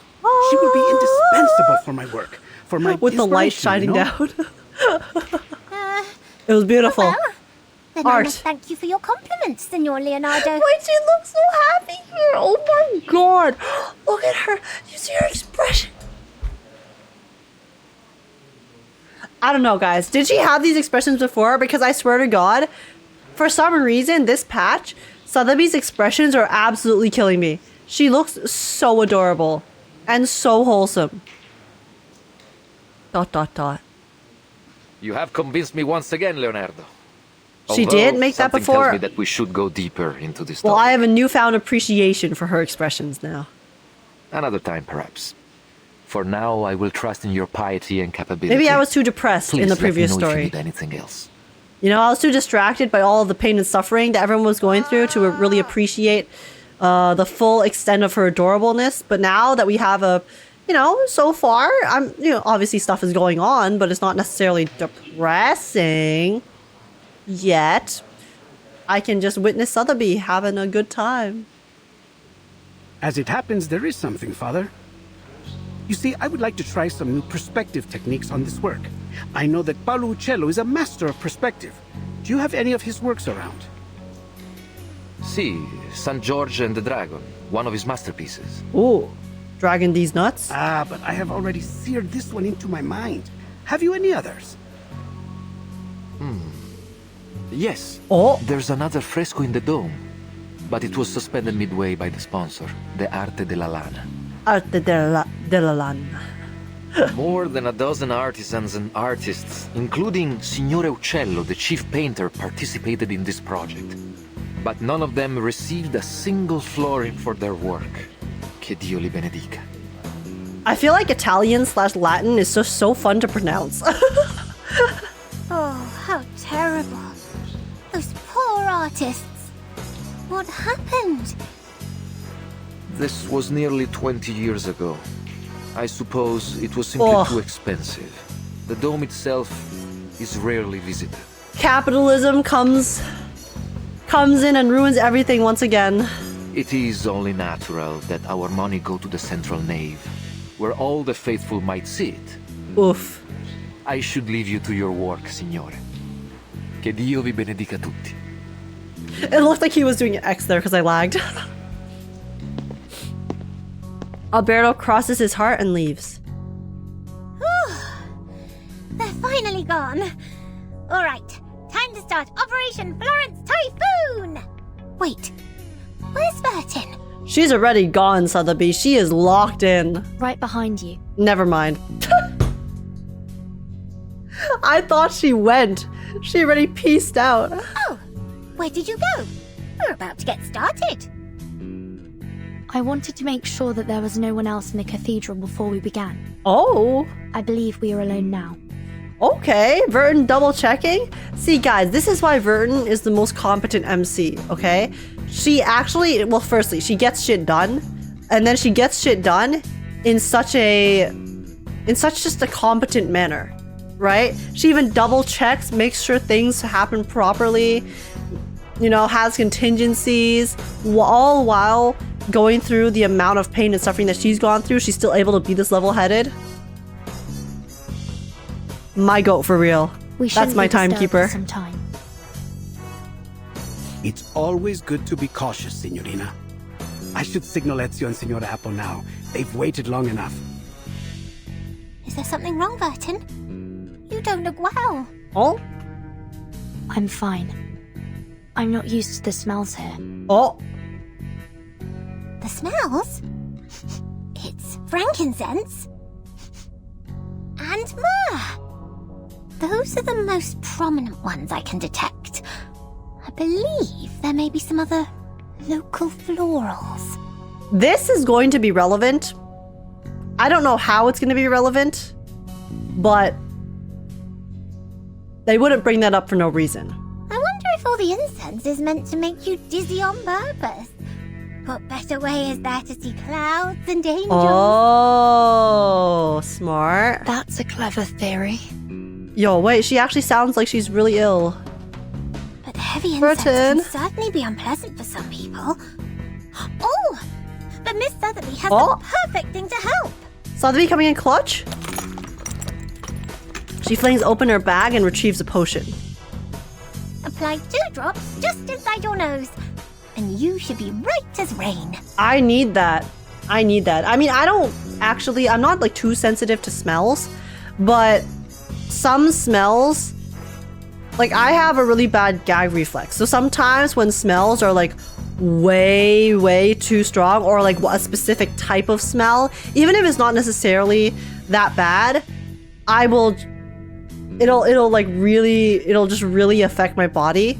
Like, you know, sometimes once in a while you'll go into a public bathroom and honestly it doesn't even smell that bad, but then sometimes like I don't know if it's like your mental state or your body is just not accustomed to it, and then I'll have to breathe through my mouth because sometimes the smell will be too strong even if it's not actually that bad, and then I will gag like every time I breathe in. I don't know, it's kind of bad. Thank you. But I know there are a lot of people that's like they walk past Bath and Body Works, right? Like the really strong perfumes, things like that. It makes their head hurt really bad. But the weather is truly lovely today, isn't it? The golden apple basks cozily beneath the Tuscan sun. Any sign of the signal yet? I really like this. The fact that they put the lens flare as an extra little effect on top of the CG. Even just having this small effect actually makes it feel so much more 3D, you know? Rather than just the 2D CG that it normally is. Not yet. It's so smart. Such a nice detail. A short time later, the assassin makes his way to the apple side. There's a window near the reaps. We should be able to sneak in through there. The apple's shining in the sun as golden, yeah. I mean, they had it in the church just now at the very beginning. Marvelous. All that's left to do is to wait for their signal. The sun is so warm and gentle right now. Like sipping a cup of fresh-made Cornish tea. Ouch! Oh, yo, Apple, you good? Chirp. Chirp, chirp. Oh, a mechanical bird. Did it think this apple was a fine-looking snack? Is this Leo? He has the same hat. It has letters on it. Nava. Leonardo da Bird? Let me see. ... It's mirrored font. One of Leonardo's codes. You reverse it to get the true message. Avanti. Avanti. What does that mean? Ezio, please translate. Action. Action. Oh, okay. Oh, I see. Nothing Oh, too so it's their complex. cue to come in. But what about this bird? Another of his bizarre inventions. It has to hit something to stop. You should be thankful. He's improved it from his last design. It used to fly so fast that it would knock you off your feet. And it doesn't stop until it hits something. Damn. Remarkable. It is an amazing invention. If I were you, I would suggest that he take good care of all his blueprints so they might be passed down in the future. Ezio smiles. It wouldn't do any good. His genius may well be forgotten since he guards his ideas so jealously. He writes everything in ciphers like this. I mean, so then before his death, he'll probably give the key to the cipher, and then his inventions can live on. He would rather see his work burn than have someone else complete it for him. Never mind. He won't worry about the future until it comes. That's just his way. And what about you, Ezio?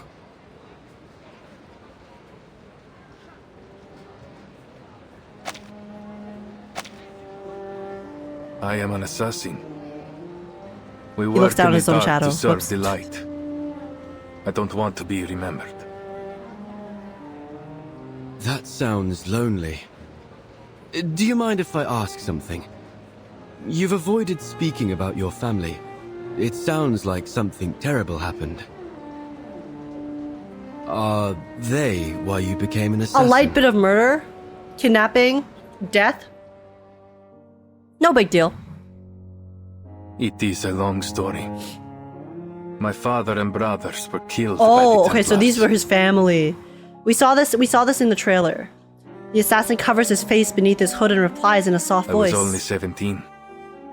So much has changed since then. I've changed. So he joined the assassins before they died. I'm assuming they died because he joined the assassins, I'm terribly maybe? sorry, Ezio. Forgive me. I should never have brought it up. Like the Templars killed them in retaliation? Apple falls silent. For a moment, it almost seems as if his golden skin loses its shine. It's not your fault. His eyes trace the flight of an eagle in the distance. Then, he turns his face and seems gloomy as night. It was 3 in the morning. I placed their bodies on a boat. Oh. Performed their last rites. And then lit their pyre. I watched the bride. Oh, I'm so sorry. I did not mean to do that. Yet I couldn't even bury them properly. Oh. All I could do was keep my enemies' names in mind. Fieri di Pazzi, Francesco di Pazzi, Uberto Alberti. I took their lives. Every last one of them. Get your revenge, King. The wind blows away a painful sigh. I don't think I've told anyone that for a long time. I can't imagine the pain. Not to mention how hard it must have been to overcome it. He shakes his head with a bitter smile. I didn't. You don't overcome that sort of pain. No. I took it in and made it part of myself. I feel it again, raw and new. Every time I draw my blade, it's always there, guiding me from each target to the next. It's about controlling it. But you said that assassins only kill for a just cause. Isn't that just killing for revenge? I mean, who says revenge isn't a just cause, Apple? Ezio looks out from his hood with a cold stare. Oh! Revenge can be a just cause if it rights injustice. I have to believe that. Honestly, that's the thing, though. I honestly believe this, too. It, you know, depends on the context and situation.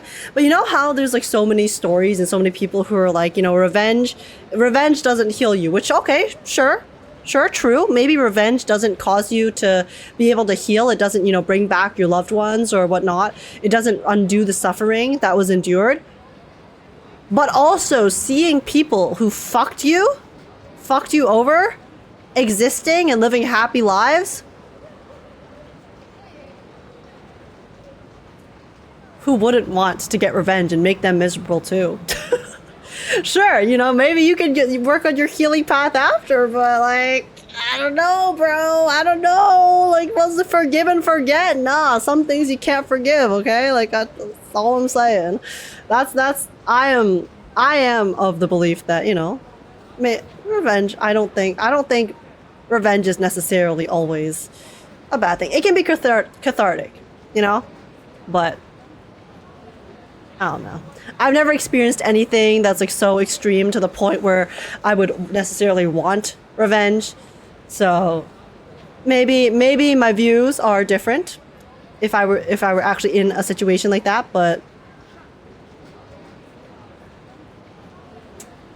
I don't know. Revenge doesn't heal me, but justice must be served. Yeah.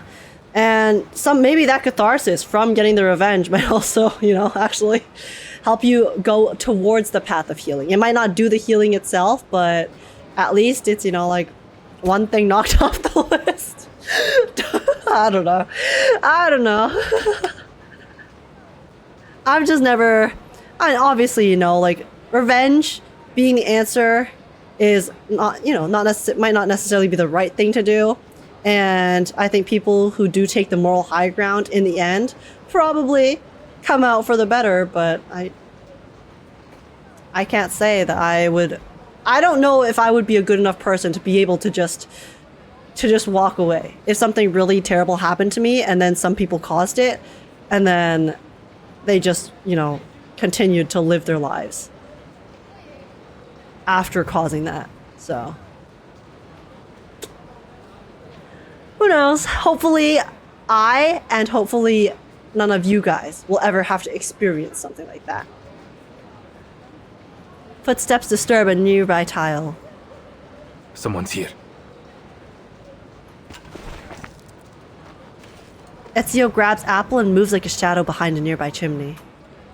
Not long after 2 Templars round the edge of the roof. Cazzo! The whole Duomo has been blocked for some honored guest. Even Signore Rodrigo can't get us in. I didn't know it sunk this low. What are we even on the lookout for? Some kind of apple? Is it related to the relics? If only they knew. Never mind, they're dead. What now? The other Templar reaches for his neck. A poison arrow. Get wrecked! He falls to the ground before finishing the words. What? Assassin! Assassin over here! Skill issue! Alright. Otto, cook for me. To what Let's end go. is strife perpetrated? Boom, boom, boom, boom, boom, boom, boom. That should be the last one. But the Templars will be on high alert. We need to hurry. Si, signore.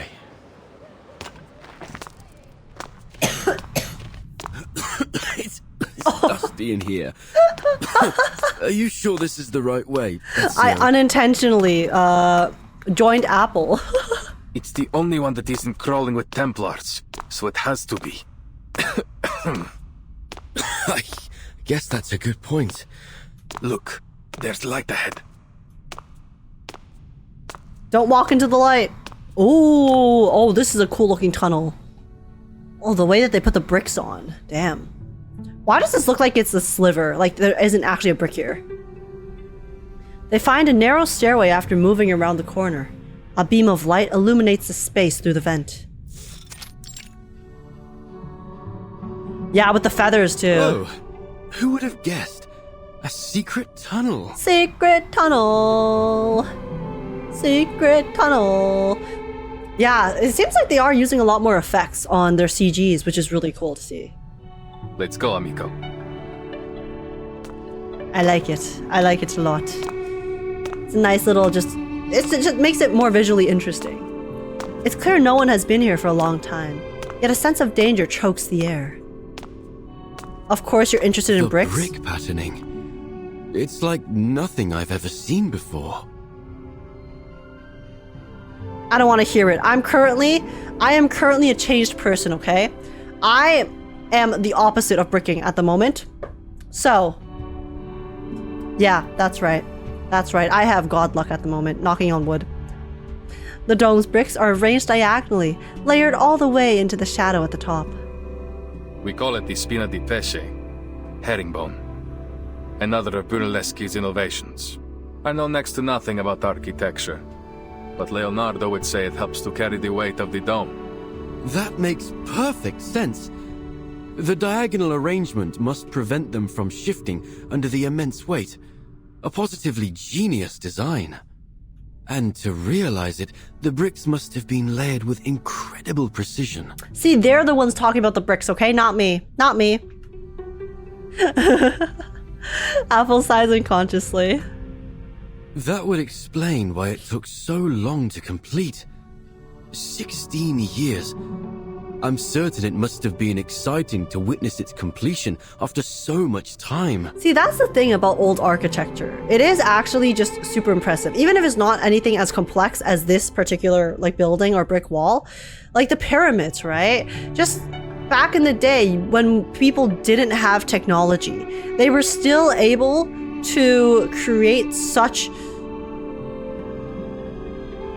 grand and amazing buildings and structures. The amount of just physical work and planning and everything and effort that it must have taken to, like, you know, create these types of things is so goddamn impressive. That's why you like love them or hate them. I feel like anyone should be able to appreciate just how crazy old architecture and buildings and, you know, like wonders of the world and things like that are. It's just so, it's mind-blowing to think about. Brunelleschi, Leonardo, Uccello. Your hometown is full of amazing people, Ezio. This apple wishes he had been born here. Like, there's still amazing structures now, obviously, but we also just have so much more technology to make things so much easier, too. So, it's just, when we had no technology, and they were still able to make such amazing buildings, it's just so cool. Ezio turns, looking over the wall. There is no city quite like Firenze. Like a row of steadfast soldiers, the bricks extend upward as the assassin climbs the stairs. Like silent observers over the course of history. ... What's wrong? There's something on the wall. Oh. The music cut out. Several humanoid symbols have been hidden in a nook. Is it gonna be the stick guy again? These appear to be the same symbols from the manuscript. Then we're on the right path. Look, another symbol over there. Oh. Creepy? Oh, what the? 1 pursuer, 2 pursuers, 3. The symbols appear one after another, as if guiding the way. I don't know if I really want to head in the direction where there's pursuers. We must be close. Avanti. Personally. He speeds up his pace. After turning several corners, Ezio spots a beam of light. The symbols converge on a single destination. Oh? What lies ahead? An answer? Or more questions? Ezio takes a deep breath and walks into the dazzling light.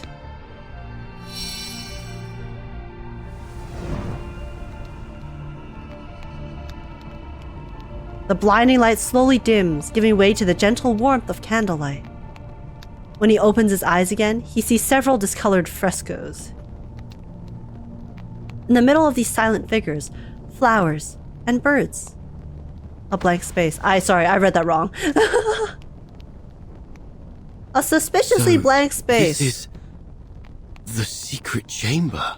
I wonder if anything is going to appear on this middle space when the sun is reflected off a golden apple at the exact right angle at the exact right time of day.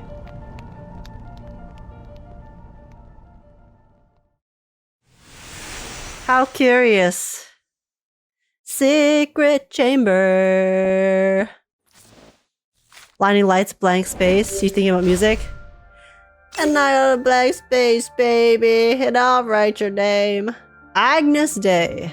Or Agnus Dei. A qualified model should be cold, slick, and unmoving, like a block of ice.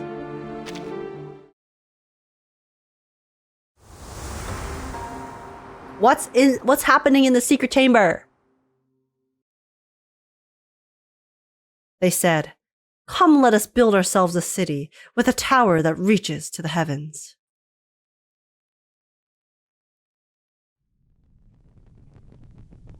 I mean, this is the city, right? These murals have nearly faded away. Nonetheless, it appears we can rule out a biblical scene, nor does it appear to connect with any significant Greco-Roman mythology. Allow me to analyze. Okay, 2 people speaking, there's a lady. And then lady speaking, and then there's the priest-looking guy who like sees them. And then they're all surrounding some sort of glowing stone, which I'm assuming is going to be the golden apple. Perhaps there's some metaphor hidden in the narrative of these paintings. And if we can figure it out, we will find our way to the secret chamber. Oh wait, it's in these ones too. Okay, there's a floating crystal, and then there's a floating crystal. They're looking at it. And then the priest looks on. And then the priest is not in this one, but the golden crystal is the floating crystal is glowing. The problem is, there are so many murals. Where do we begin? In most cases, you view a fresco straight ahead and from top to bottom. In this order, they seem to be telling a simple story about a group of people and a it's a peculiar bird. Well, I mean, it does look like it has wings, but it looks more like a crystal to me. Oh no, okay, I see the bird now. I see the bird like this. Simple and straightforward. Except for The this bluebird. Interesting. Ezio glances at the blank area at the center of the fresco. As if by silent agreement, the faded pigments around it all keep their distance. All the questions seem to center there. What is the meaning of this? I don't know, Apple. I'm waiting for them to tell me. What is the meaning of this? Oh. What the? My face! Why have you made it look so horrible? Oh no, Sotheby! Sotheby! That looks nothing like Sotheby. Please don't worry, Signorina. This is only the first stage of my draft. But it is just a sketch, so, you know, sometimes people's sketches are crazy. So... I must draw out the details in rough so that you won't end up looking like an empty shell. They will help to express how you stand, move around, and exhibit feelings. Listen, Sotheby, I still personally think you look fine, okay? But yeah, you can clearly see, you know, it's just a rough outline, rough shape, doesn't even have the full contours of your hair yet, and your silhouette, so don't worry. I'm sure Leonardo, if he's so famous, then surely his art will be banger in the end, in the final stages, right? Right? Once he gets some rendering in. Really? Then Miss Sotheby will still look pretty, right? Once you've finished with all the glamorous colours and those adorable little angels. Little angels? In a sort of way, yes. Except, of course, that it won't be you. It will be the Virgin Mary. He's just using her for the model, okay? For the anatomy. But other than that, you'll have everything you hope for, including all the colors and the little angels. Hooray! ... Wait, that's so cool. Guys, this means that Sotheby is literally going to be entrenched in history. At least the history of this world. There is going to be forever a physical piece of evidence that connects her to this universe. I hadn't actually thought you'd use the time to paint. Of course. And we must take our work seriously at that. Father Alberto may show up for an inspection at any time. See, that's what I was saying. He still has to paint, you know? He can't just be like, yeah, shut this place down so I can work and then not work at all. You know? He has to have something to show for it, for the time. I see. She's the Mona Lisa. Guys, what if the Mona Lisa in our world was actually someone who got isekai'd here from another world and then captured eternally in that artwork? And that's why there have always been so many questions about the identity of the Mona Lisa and who she really is and different interpretations and how mysterious her visage is. Maybe we cracked the code here. I notice you've used some guidelines in the background. Are you using linear perspective theory? The painter's eyes light up with surprise and delight. Caspita, I hadn't expected you to know about that. Where we come from. Where did we Mastering go? This fundamental concept is essential. Where for did every we go artist. from Cathedral? Long time ago, where did you come from Cathedral? Sorry. Cosa? I'm in a very singy mood today. I apologize. Fundamental? That would make your homeland some kind of painter's paradise.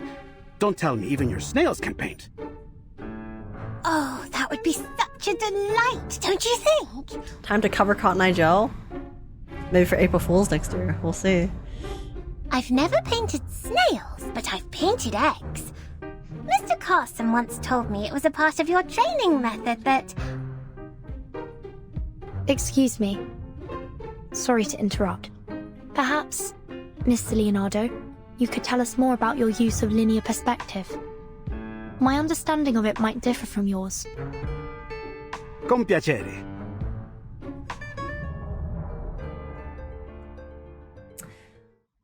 I was very bad at perspective when I drew. Oh, what the? Extend the lines and see what will happen? Do you see these lines? Objects can be made to look larger or smaller depending on where they are on the line. Using them, we can create a convincing sense of depth. Wow! Now, try extending them and see what happens. If only drawing was this easy. God damn. I'm extending it! Ayo? Exactly. These are orthogonals or perspective lines. These lines spring from the vanishing point. We're actually getting an art lesson here. I know this stuff. I'm not good at it, but I know it. There are many other orthogonals on the painting. Try looking for the rest. And then there's also ones back here too.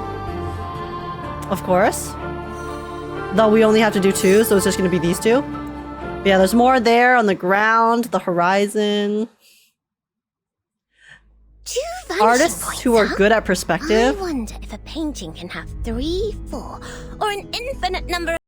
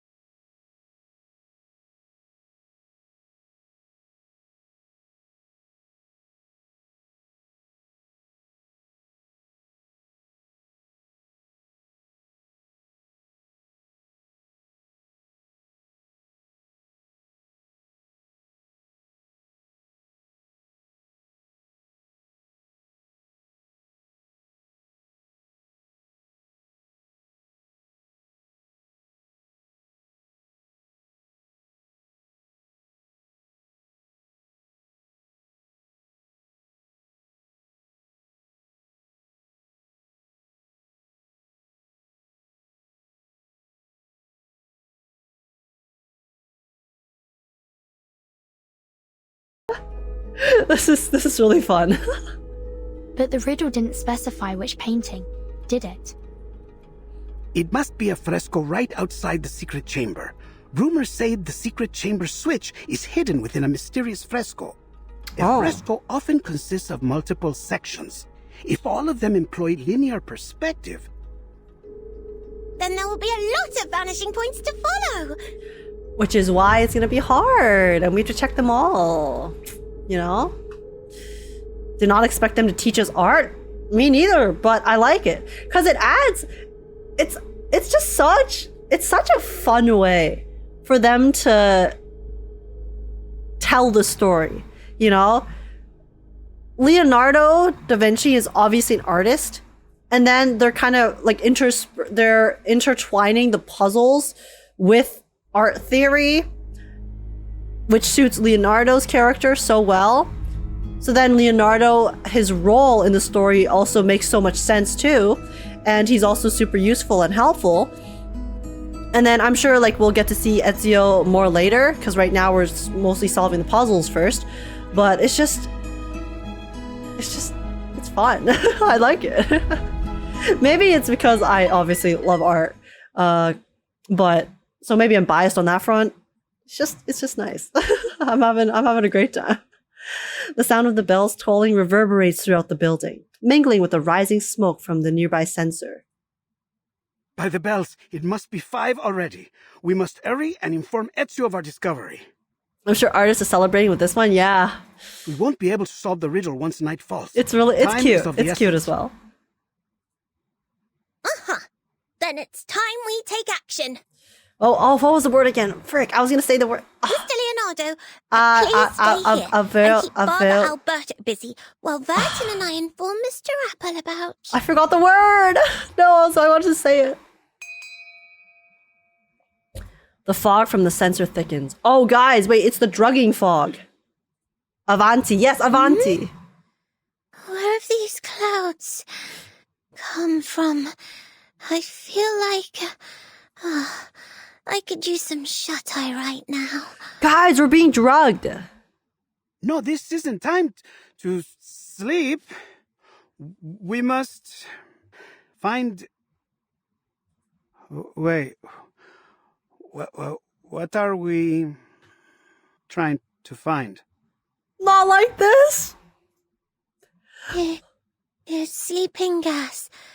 Cover your nose. Hurry! Wait, where's Vertin? Vertin and Ezio went to look at the painting stuff, right? Wait, wasn't Vertin here? No. Wait, yeah, Vertin's here. Sotheby, Leonardo. But she's fine because she has the thing that she applied earlier. Kassandra gave her the thingy-mabobber.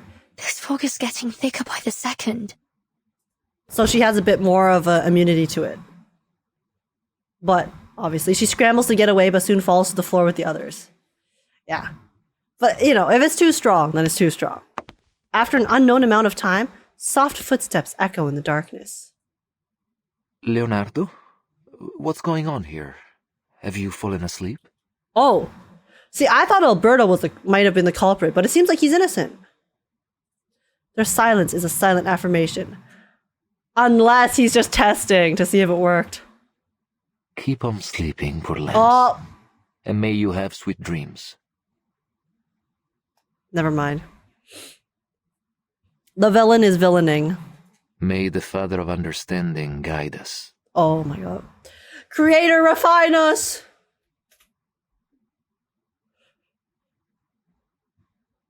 Guys, whenever a character doesn't open their eyes, you know they sus as hell. You just know they're a bad guy, okay? When they never open their eyes like that. God damn! Oh my. There's a reason why Alberto's model was detailed? Yeah, that too. The anime trope manifested. Yeah. I cannot believe Age said that about Jiaocho. Usually, for the most part, okay? There's also Ichimaru Jin from Bleach, who, you know, wasn't technically evil, but... If it's an NPC, okay? If it's an NPC and has their eyes closed, then that's how you know that they're evil, alright? Let me specify. Chapter 8, Bestiary. Birds never talk much. They only sing of spring, of tears about to fall, and of poetry. Alright, so we've been drugged, guys. Now what? The evil priest has got us. True. Oh wait, true. Ezio hasn't been drugged because he's in the secret chamber. Right. Oh wait, Apple did end up drugged. Wait a second. Uccello. Wait, Apple fell asleep too? Who? Where?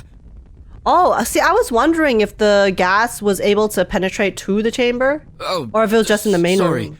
I hadn't meant to drift asleep. It's just that so much has happened over the past few days. The assassin's attention is fixed intently on the fresco before him. Yeah, and then we have some Da Vinci Code stuff going on here. Oh, he's just tired? Understandable. I think Apple has had a very stressful few days, so, you know. Uccello means bird, after Uccello. Oh, does it? Uccello. So then, in these paintings, Uccello is a wondrous bird that has many followers. A metaphor. It seems like we're nearly there, but something's still missing. Perhaps I can take a closer look. Apple, we need you to shine in the right angle in the sunlight at the right time of day. Apple slowly floats upward to the blank area. As if in perfect synchronization, a beam of light passes through the stained glass, illuminating Apple in the blank area before him. Wow. Wow, guys, how'd I know? Am I just too smart? I could solve all of these ancient puzzles. Fervent reds, vivid greens, a panoply of new colors blossom in the light, only to fade like the ebbing tide. Pre-watched. I want 5 guys in me right now.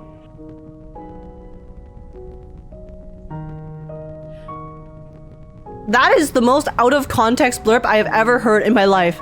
That has no relevance to anything here. What are you doing? We're trying to solve a puzzle here, guys. Let's stay on focus. Let's lock in. Let's lock in. Ezio nods. There were colors. Fleeting, yes. But no trace of color is ever fully erased. Let's see. Unless you're colorblind. Sorry, was that insensitive? Ezio wipes the blank section of the wall, then sniffs his hand. There's a faint metallic smell. Blood? Metallic smell? But this apple doesn't see anything on the wall that oh my could god. create such a smell. Wait, guys, what if the paint is blood? What if there's blood in the paint? Trust me. In my line of work, I've become very familiar with this scent. Do we have to put blood on the wall to unlock the secret room? There's an unwavering confidence in his tone. I do hope you aren't implying that those awful rumors that Mr. Leonardo told me yesterday are true. Oh! Then they cut their wrists to shed blood, mixed with hair and soil, and painted the mixture on the wall. Right, it was from that creepy book. No. I refuse to follow this train of thought. It must be something else. Something less gory. Give me a minute. I don't know, Apple. Ezio's very familiar with that metallic smell. Metal oxidation, frescoes, and pigment. A series of keywords emerge and intertwine in his mind, until the final piece of the puzzle falls into place. Oh, I've got it! Many artists in this era use pigments derived from minerals such as ochre, lapis lazuli, and chromium compounds. Apple, that's a much less fun theory. When exposed to moisture, they undergo oxidation, which may be the source of this metallic scent. That's not as fun as blood on the wall, Apple! Apple stares at the blank space in front of him. Yes, it all makes sense now. I've cracked the code to this perplexing riddle. Damn. And the answer shines brighter than ever before. No blood sacrifices? Boring. A deliberate pause, as if awaiting thunderous applause from his audience. Per favore. Don't leave us hanging now. The assassin stifles a laugh and makes a polite bow to suggest he continue. I can only conclude that the artist used a special pigment that's only visible under specific lighting. They used invisible ink? Only visible under specific lighting. Also, this music is so cute. That sounds like sorcery. I mean, arcane. This music is so cute. This isn't sorcery, amico. It's science. Does anyone know the name of this OST? Let me know. Back in this apple's timeline, I mean, homeland. Pigments like this are not particularly rare. But why does this phenomenon seem to be receptive to my body? Oh, I see. It's because he's an arcane. He's a creature of the arcane. Apple's golden glow grows even brighter, like a small rising sun. So this apple is no different than a kind of optical filter. But for how long? Because the light from living before faded in an beings. instant. I always forget the term for the living beings in Reverse 1999, because they are technically, their entire body is the arcane. They exist because of arcane powers. So I guess it would make sense that they end up being a kind of having a different sort of relationship with the arcane in this world as well. As you might know, sunlight consists of various wavelengths of electromagnetic radiation. This music is from 2.4. Oh, what's the track called? Waves of sunlight? I don't get it. Never mind that. Let's assume this pigment is only visible under specific colors of light, say, red light or orange light. At dusk, when the sun is near the horizon, its rays travel through the atmosphere at a steeper angle, which diffuses the blue and ultraviolet light, causing the sunlight to appear more orange and red. A sunset, in other words. Building on We're getting the this, scientific explanation. If we use an optical filter to block out even more blue and ultraviolet wavelengths. You may as well get to the point, Signore Apple, because you've lost me. Apple is over-explaining. Ezio literally is saying, come on, can you dumb it down, please? Like, give me the TLDR. I need the TLDR, bestie. Apple twirls excitedly in midair. With the right amount of red and orange light, the pigment on the walls should become visible. But for how long? The light from before faded in an instant. Well, that's true. Well, where did the light come Highly limited from? in duration, and in size, too. Nothing like the breathtaking display Leonardo demonstrated in the monastery. It may require a particular angle to achieve the desired effect. However, figuring that out will take some complex mathematical calculations. That is the worst thing I've heard all day. I don't want to do math. Please don't make me do math. We did enough math on Aperon, and we didn't even do that much on Aperon, okay? Like, just no math, please. They both paused to examine the painting. The white space remains undisturbed, impervious to its observers. So, this is Uccello's final puzzle, huh? Why is it this music? All this has really piqued my curiosity, Ezio. What kind of a man was this Paolo Uccello? This song is triggering for me, okay? As a reverse player. ... Mi dispiace. I can't even recall his face, though I'm not surprised by his use of riddles. If he is anything like the other artists I know. They all like hiding puzzles in their work. It's a means of protecting them from imposters. Sailing on the Hearthwind is the name of the previous song. Okay, thank you. I do know he has a passion for I will be adding that to my birds. list later. That's part of the reason they call him Uccello. You can tell from the meticulous detailing he painted I them mean, with. birds are really cool, okay? I also like birds. Other than that, though, he was quite ordinary. That's why you guys are my birds. My crows. Not as lively as Leonardo, nor as eccentric as Brunelleschi.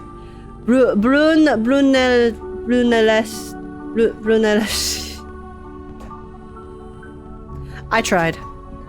Is that so? I sure did try. Yet this ordinary man had a mind as vast as the universe itself. Not only was he a legendary painter, but he was also a pioneer in perspective and lighting. The perplexing puzzles he left in his works have proved an enduring challenge for scholars to decipher. Not to mention he seems to be one of these Compliners cultists. Ezio doesn't seem to give the accusation much weight. Reaching out his hand, he gently brushes the chipped wall. He caresses the brick wall. He was also a Florentine. And it's no wonder that a Florentine can work wonders. Oh? The fog in the central nave has cleared. Oh, we're awake again. She awakens, feeling like her body is filled with lead. Sotheby? Leonardo? Oh, did she wake up first because she had the stuff? Don't take me, please. No, Sotheby. Vertin notices a half-open sensor on the altar table. That must have been the source of the sleeping gas. Thank you, Miss Sotheby. That potion you gave me seems to have mitigated the effects of the gas. Hey! Vertin, let's go! That's my protagonist plot armor, let's do it. The sleeping young lady appears gripped in a terrible nightmare. It seems they aren't going to be waking up anytime soon. I knew it. I knew it. I knew that potion was going to come into play. There you go.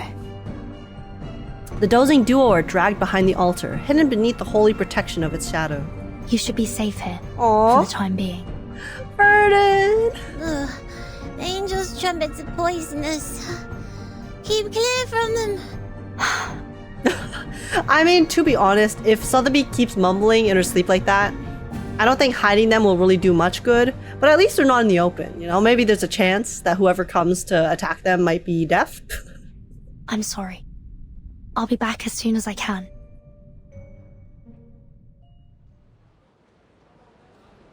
Bene. Our reinforcements are in position. I understand that the Padre already took care of the rats in the central nave. Oh, ironic of you to speak of rats, Templar Commander. Ironic of you to speak like rats when you look like one yourself. Bastard. The rest of you will follow me to eliminate our troublesome assassin. Seize the golden apple and claim those relics. Now pull yourselves together. We can't let this assassin get the drop on us. So if I catch any of you slacking off, you're going to wish I'd kicked you off the ledge here. Capito? What a kind leader. Si, comandante. Si, comandante. May the Father of Understanding guide... Huh? Creator, refine us. The Templar commander notices a slender shadow behind a brick chimney. Who's there? Show yourself. Good afternoon, sir. You. Aren't you that visitor from last night? ... A breeze sweeps through, carrying up the tension in the air. Awkward. Don't tell me. You snuck your way up here for some sightseeing, signorina. Oh, of course. How could I miss the beauty of Florentine? Prendetela. Oh. You bastard. Don't touch her! Don't touch her! Hands off! Hands off my girl! How dare the absolute gall of these men to think that they can be worthy of Vertin's presence, let alone touching her, or even like, you know, encountering her. No, get away. Get away! A little surprise. The golden ratio. Don't touch her, touch me instead. Wiz, he's so ugly. What is wrong with you? He's so ugly.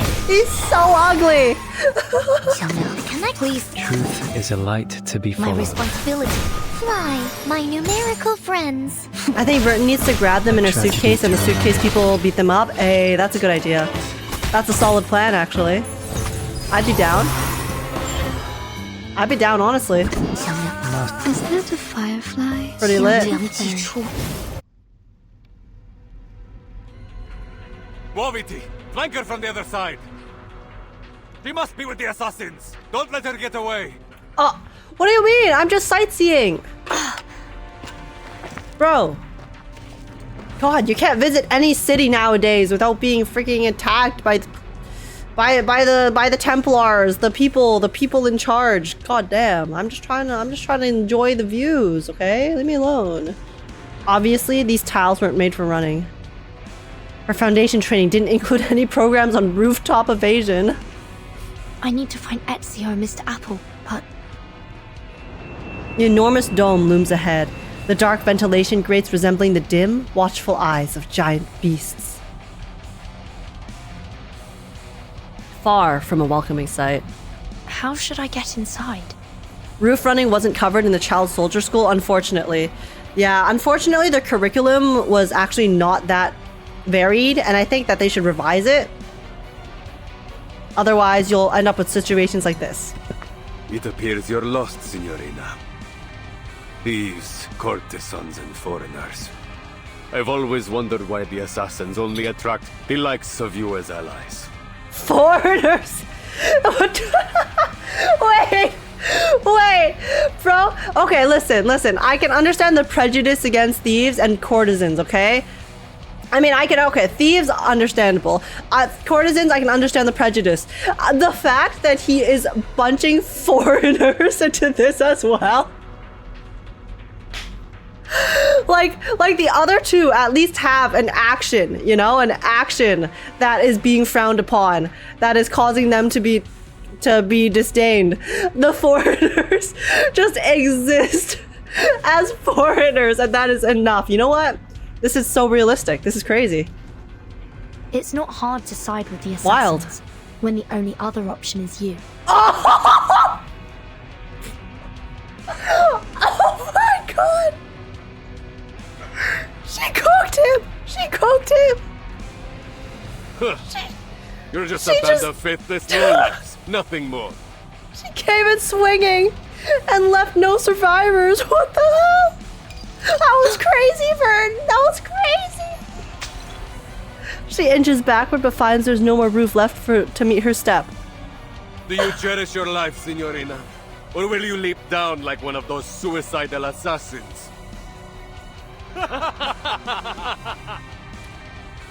I can't wait for these NPCs to meet their end. Laughter erupts from the advancing thugs. Not the first time she laid it down, yeah, but that was savage as hell. Her heart beats faster and faster, as if it might burst up from her throat at any moment. Oh! Oh! Wait, did the bird kill him? A throwing knife pierces through the commander's eye. Never mind. Ezio! My eye! What eye? What eye? You don't have eyes, Templar Commander. Should be immune. Immune to eye attacks, no? Dead on. Oh! Flashes of flying blades flicker in the chaos. It's Aurelia from League of Legends. The Templars fall from the rooftop one by one. Just around the corner, a grayish figure stands silently, like a phantom in the sunlight. Ezio! Follow the wall on your right until you see a mechanical bird. I placed it there to mark a hidden window. Daddy's Your friend's back! waiting for you there. What about you? He's about to take care of business, Vertin. The assassin takes a step forward, directing his gaze toward another wave of Templars. Their armor glints coldly in the waning sunlight, forming a restless silver sea on the rooftop. Vertin calling Ezio so cute that was. It was really adorable. I have other work to do. Alright, Ezio. Go work your shift. Take care of these bastards. Bye-bye. Bye, idiots. Nameless NPCs will forever remain nameless. Skill issue. A deadly dusk? Sadly, this was never about freedom. It was about order. Obviously, they just wanted power. Guys, people don't want freedom, you know? You know, in the wise words of the guy from Avengers, was it, no, Captain America Civil War, Pierce, I think. I'm so relieved to see you safe and sound, Vertin.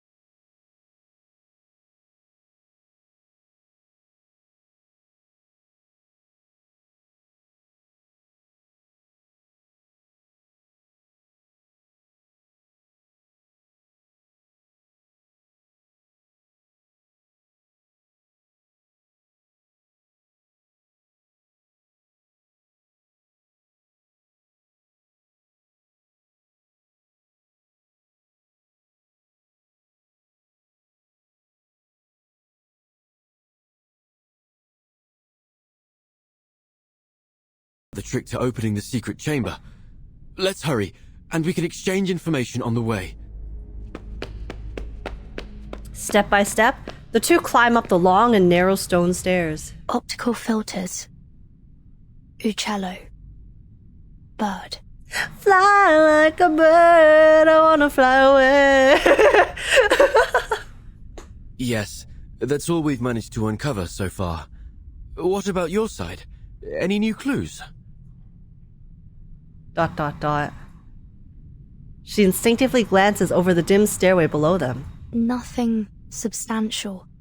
But combining what you mentioned about the fresco and what the father said. Yes, there's another fresco in the dome, but it was suspended midway by the sponsor, the Arte della Lana. See, honestly, why did he tell us this? If he just didn't tell us this, then we'd have no clues, you know? More What than a a dozen clown. artisans and artists, including Signore Uccello, the chief painter, participated in this project. But none of them received a single florin for their work. Che Dio li benedica. If I might speculate, I think that the fresco isn't a puzzle or the key to any mystery, but rather a reflection of the experience of the artists themselves as they were painting the cathedral. Oh. The artist's real experience? But how would you explain this surreal-looking stone? Well, it's an interpretation. Not everything has to be literal, Apple. Could be What if abstract. it's not a stone in the first place? Perhaps it's that optical filter you proposed. You mean that Uccello had an optical filter too? Oh, that's smart. So then you can only see the actual... You can only see the actual full piece when you have that filter. Even in this era, an optical filter wouldn't be impossible to make. All you need is something that reflects the light Interesting. properly. For example, a small piece of stained glass. See, actually, this is a really cool concept. Because, yeah, you create pieces of art with some special, like, optical filter in mind. And then you can only... So, like, when you look at it, right? It can just look cool. But then you don't get the full meaning behind it until you're able to actually witness it from that exact, the correct perspective. It's kind of like those pieces that some artists make where it looks like just a bunch of random stuff in a sculpture. But then if you look at the sculpture from one specific angle, it creates an actual image. I love those. I love those pieces of art because they're so cool. I just really like the idea that you can only witness it like in its intent, from its intended, I guess, you know, vision from that one perspective, from that one angle. It's like all the puzzle pieces kind of clicking together. I love that idea. Anyway, we just need to get to the secret chamber to confirm It's it so for cool. ourselves. We're almost there. Oh, wait, why is it white? Oh, this is teleporting. Huh?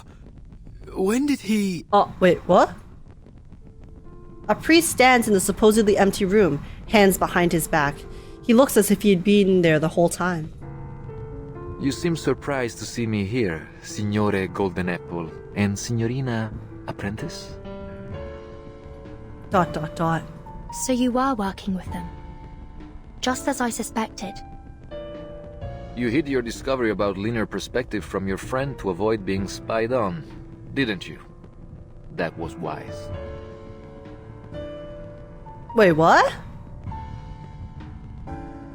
Bye-bye. Wait, but I thought... Bye, idiots. We're not saying bye-bye to him yet, okay? Wait, but I thought we did go through the linear perspective just now. Or was that because... Oh, no. Oh, so Vertin discovered it herself and then didn't mention it so that the others... So because it was Leonardo who discovered it and explained it to us, right? So she was trying to avoid suspicion, maybe? Uncertain. Heavy footsteps come from behind the two outsiders. A group of Templars emerges from the shadows, pouring out like cobwebs in the dim light. But it seems we weren't clever enough to see through your lies about emptying the cathedral. I never lied. What a baffling accusation. All I have done is call in my dear friends who had been exposed to the scorching sun, while you were sleeping on the job. This guy. I don't You understand. think you're slick? You seem like a respectable man of the cloth. Why would you betray your faith to serve the Templars? You think you're smart? Huh? The priest's face darkens. Betray? I've been a Templar all along. There was no one to betray. Okay, fair. But isn't Leonardo your friend? Even the closest of friends may keep a secret or two from one another, don't they? He opened his eyes! It's because he's finally showing his true colors, so he's opened his eyes. It's not so different from his secret connections with the assassins. This truly is an era of distrust. Agreed. Trust no one, not even yourself. Speaking of our friend Leonardo and that model girl, I admit you hid them quite well. It took our men some time to find them. Ignoring the anxious look from the young woman, the priest casually paces in front of the fresco, admiring it as if it were any other painting. Now bro's threatening us with hostages. So beautiful. Just another day. I've always liked the way the line layers peel away. Like buried sins exposed to the light. Layer after layer stripped away. It's a kind of purification. Bro's acting like he's an art critic. He turns around and reverently makes the sign of the cross over his chest. Now, open the chamber if you still care about the safety of your friends. Buddy, we haven't even figured it out fully yet. Let me warn you, Ezio Auditore is on his way here. He looks uglier after he shows his true colors. At least it's because we finally see the monster inside. He will stop at nothing to destroy you, Templars. The declaration seems to have no effect on the priest. Ezio, you say? Oh, I'm afraid I must be the one to tell you he's not coming back. Is it because he's busy? He's preoccupied? What? What do you mean by that? He's obviously lying. He's pretending like Ezio's dead. Alberto steps to the window, looking down at the red-tiled rooftops below. You will find we are also quite experienced in dealing with assassins. He will find his eternal rest here in Firenze this day. Firenze. Good luck with that, bestie. This guy thinks he's hot shit. I can't wait to put him in his place. The Creed! The Creed, guys. It's time. Stay your blade from the flesh of an innocent. Hide in plain sight. Be one with the crowd. Assassin's Creed moment?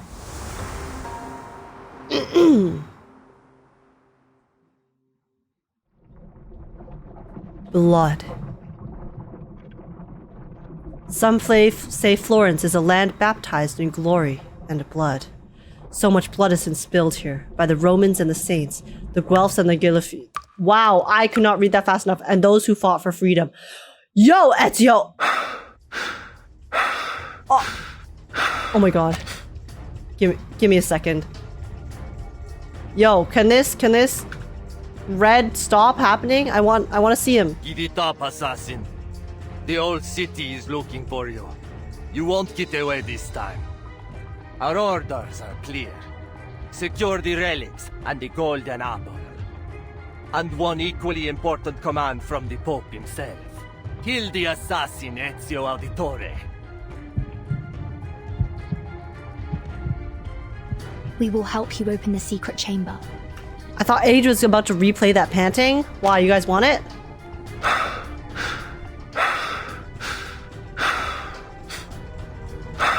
Guys, I'm being normal, okay? I'm being normal. You guys are the ones who are gooning. Of course. Vertin, we can't just... I've never Wait, gooned over Ezio before in my When did you life. figure out how to open the secret chamber?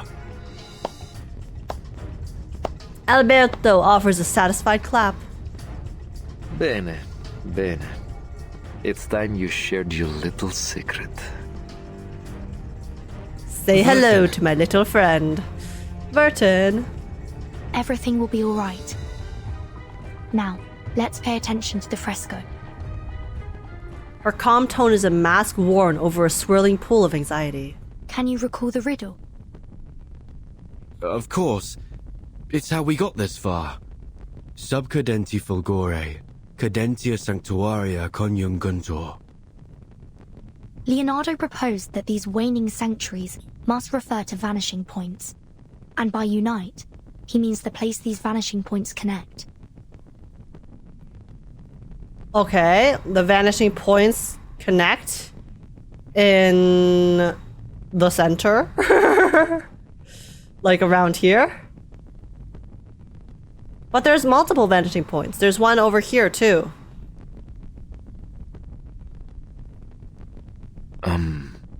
So we need to find where they are connected. What does the other half of the sentence mean then? Under the waning glow. It means you need some goddamn light, Alberto. It doesn't take a genius. No, it's not rocket science, buddy. Could it be that the optical filter, I suppose that's me, must be placed at their intersection at dusk? I believe so. Well done, my obedient lambs. What? You've cracked the puzzle quite nicely. Yo, don't call me that. Dude, Alberto, that's weird. Stop. Stop. That is so... Don't say that. Don't say that ever again, Now buddy. what follows is just some tedious work from my side. Bro's acting like he's the wolf. Released from the pre-sensor, wisps of fog stretch and encroach, inch by inch, within the small, enclosed space. This apple feels light and dizzy. Are we in heaven now? What, is he immune to the gas? It's that sleeping gas again. Hold your breath. Hold my... I don't see the Templars having gas masks. How are they immune? Time seems to have stopped moving. The air is filled with heavy doses of scopolamine and atropine. They alter colors, twist lines, and disregard all physical laws effortlessly. Ooh. As above, so below. As below, so above. Stolto, do you think I'd give you the chance to buy time for your friends? How is he immune? The priest's figure tilts and bends in their vision. Only his lips seem to remain in place. We will bring order to this chaotic world. I guess there's an By antidote straying that he from took. Order, you invite your own doom. You're bound to fade. Maybe they used a potion like Sotheby's? Yeah, that's the only explanation I could think of. Unless this is magic gas and he's a magic creature. I don't know. Oh. Huh? Is that the bird? The eagle? The sharp cry of an eagle snaps the timekeeper back to awareness. The priest paces over to the stained glass window. At first, he looks anxious, but then he appears to relax. My memory is as poor as ever. It's nearly dusk, and our assassin is most assuredly dead. You sure about that? He has nose plugs? Well, he has to breathe eventually. He needs to breathe. He's still human, I'm assuming. So why don't we just hold our breath? We don't have to breathe in the gas. Just don't breathe. Agreed.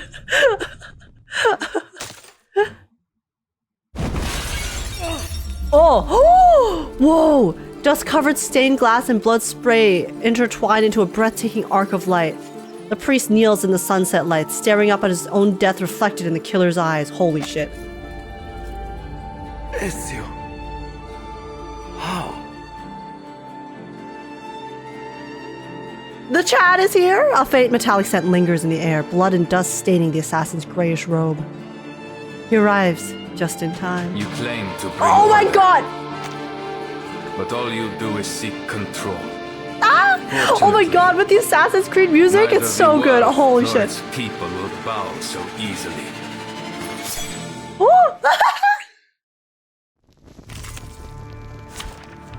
Oh my god, wait, that was the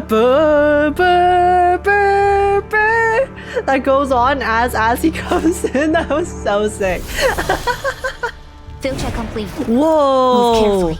Wait, the boss is so pretty. Guys, look. What the?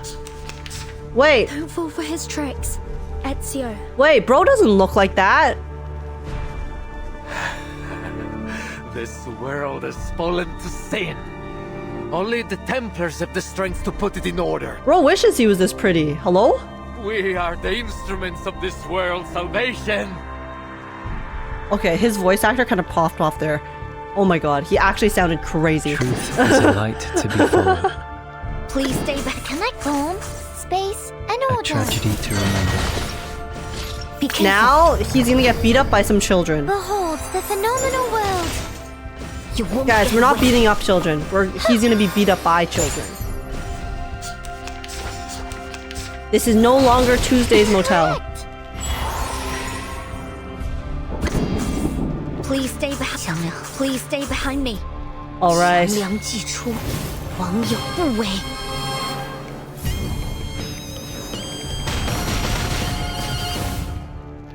Let's go beat up some children. Nah. We're doing the beating. We're getting beat up by Matt. Yeah, he's getting beat up by Matt and magical mystical creature. Lesson, math beats art. Nah, no, I don't want that lesson. I don't want that lesson. That's a bad lesson. Bad. Be spoken through fire. Truth must. Guys, to be honest, still don't really Truth is a light. know how to play. An order. Or not Yang Yue. Because I've never read her. I've never read her kit. A truth to heed. Leave the night of ignorance. Fly, my numerical friends.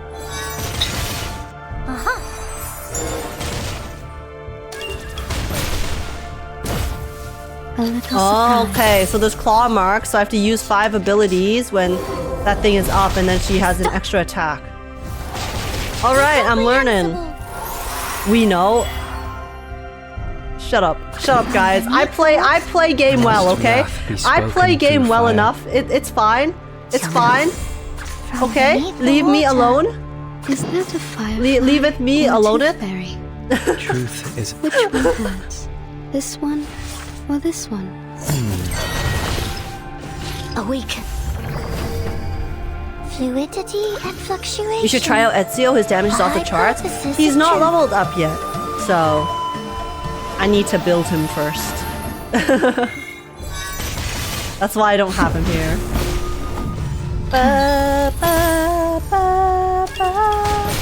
It's okay though, this guy's dead. You never even stood a chance, old man. No, this boss design looks so cool though. Look at this. We've gone so far astray from the light. Don't let your guard down. He likely Phase 2? still has something up his sleeve. They are led to Wait, if phase destruction 1 by looks their this cool, delusions, oh, I'm excited to see phase 2. brought to catastrophe by their ignorance. They must perish. Oh. Walk the path it illuminates. Sweetness comes after the pain. Wait, move the text box. I want to see what he looks like. Oh, he has. Wow. Oh, he became creepier. Yo, this art style is so nice. Oh, it looks so cool. Prudence is advised when. Form, space, and order. The lesson is learned only when the price is This is sick. Man, Reverse's visuals are always Confirm that this adheres to the precepts. just so unbeatable.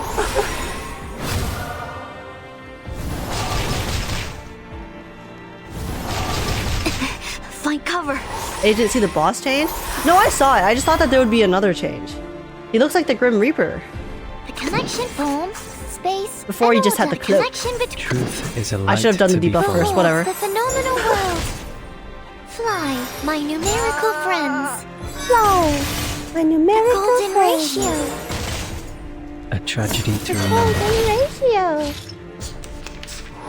Math. Get wrecked by math, bro.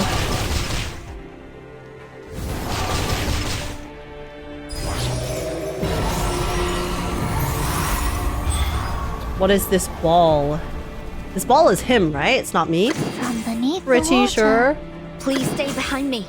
Fluidity and fluctuation. A hypothesis Oh, of it truth. removes one of my cards. I just realized. I only had 2 turns there.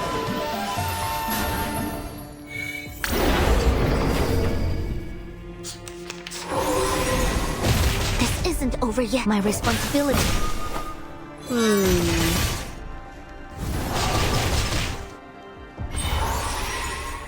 Oh. Okay, let's do this first. 强梁既出，王有不为。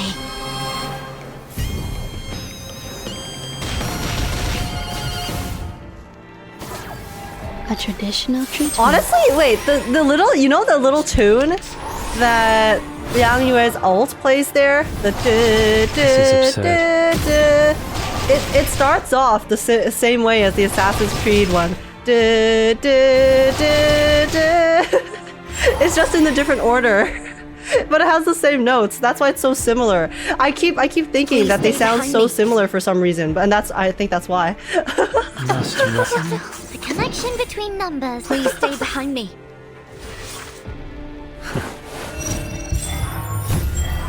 Alright, can this guy die already?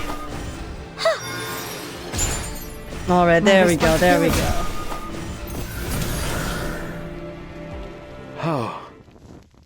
How could this be? I just have a broken team, bestie. Was this a test, Lord? Forgive me, Father. Lead me to salvation. Yet another proof nearing perfection. Skill issue, buddy. I was gonna call him bestie. I need to stop calling him bestie. The few defeat the many in this battle. The priest lies on the ground, his pale, aging face distorted by a rippling pool of blood. Ezio. Sei un cane bastardo e fastidioso. Hey Alberto, you lost to that pestering bastard dog, so what does that make you? Un assassino non perde mai di vista il suo bersaglio. Woo! How did you survive? It's a skill gap. Bro trained. He was over-leveled. You're outnumbered, assassin. There's no way you can survive this. It's better Watch that me. you kneel and accept your fate. No one can withstand the order. The doors and windows on the street have all been tightly shut. The bustle on the street has disappeared. Even the wind falls silent, anticipating the worst. Outnumbered? Where did you get that idea? Oh, wait! Are the other assassins gonna come and help him? Shadows emerge behind him, flanking on either side. Yo! Oh my god! Where did they... Leaping down from the rooftops, sneaking in from the alleys, the phantoms swiftly gather behind Ezio. Wait, that's so wholesome. It's a squad. The wordless determination in their eyes speaks for them. The Brotherhood. Aww. We work in the dark to serve the light. We are assassins.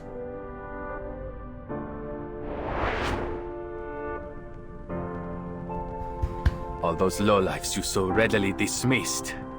When I needed them, they came to our aid. Let's fucking go. Impossible. The power of friendship.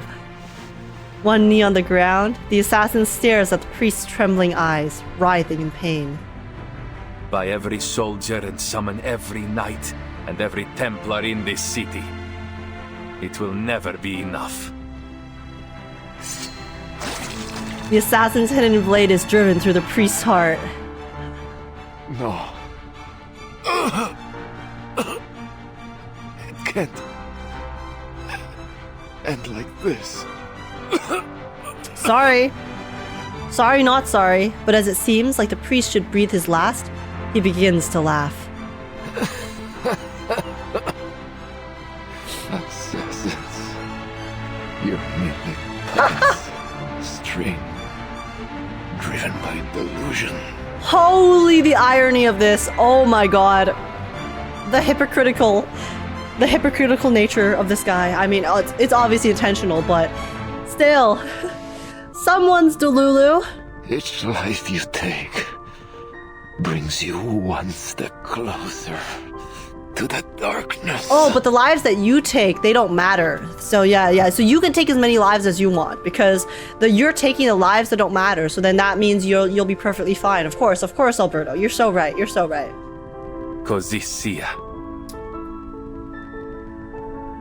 Entering the darkness is not a curse for us. It is our most solemn duty.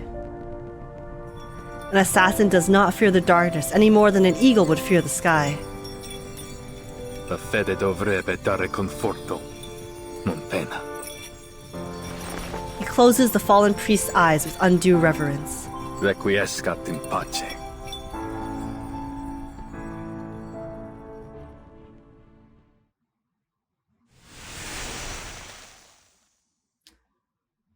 The power of friendship. The power of friendship is too strong. Let's fucking go. Beautiful! Masterpiece! Masterpiece! He said the thing, he did! He said the thing! And we got to witness the thing!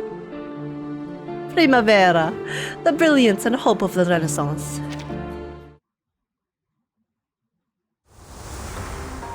That was so wholesome. That was honestly really cute.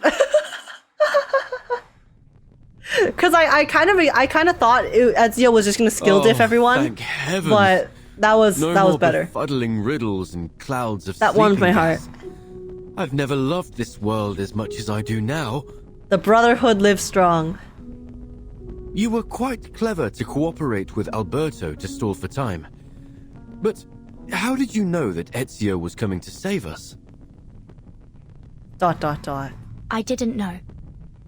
But I knew that irritating Alberto would risk the safety of Sotheby and Leonardo. Moreover, I think I may have actually figured out what the relics truly are. Vertin always cooking in the background. Sometimes in the foreground. A small brownish shadow flashes past the window. That sound is familiar, isn't it? It's the bird. I'll take a look. That's Leonardo's bird, right? Another clumsy little bird carrying its creator's encrypted message. Sicuro. He means he's safe. Nice.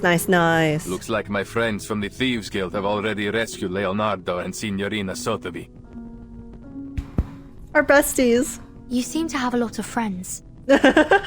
I always thought that assassins worked alone.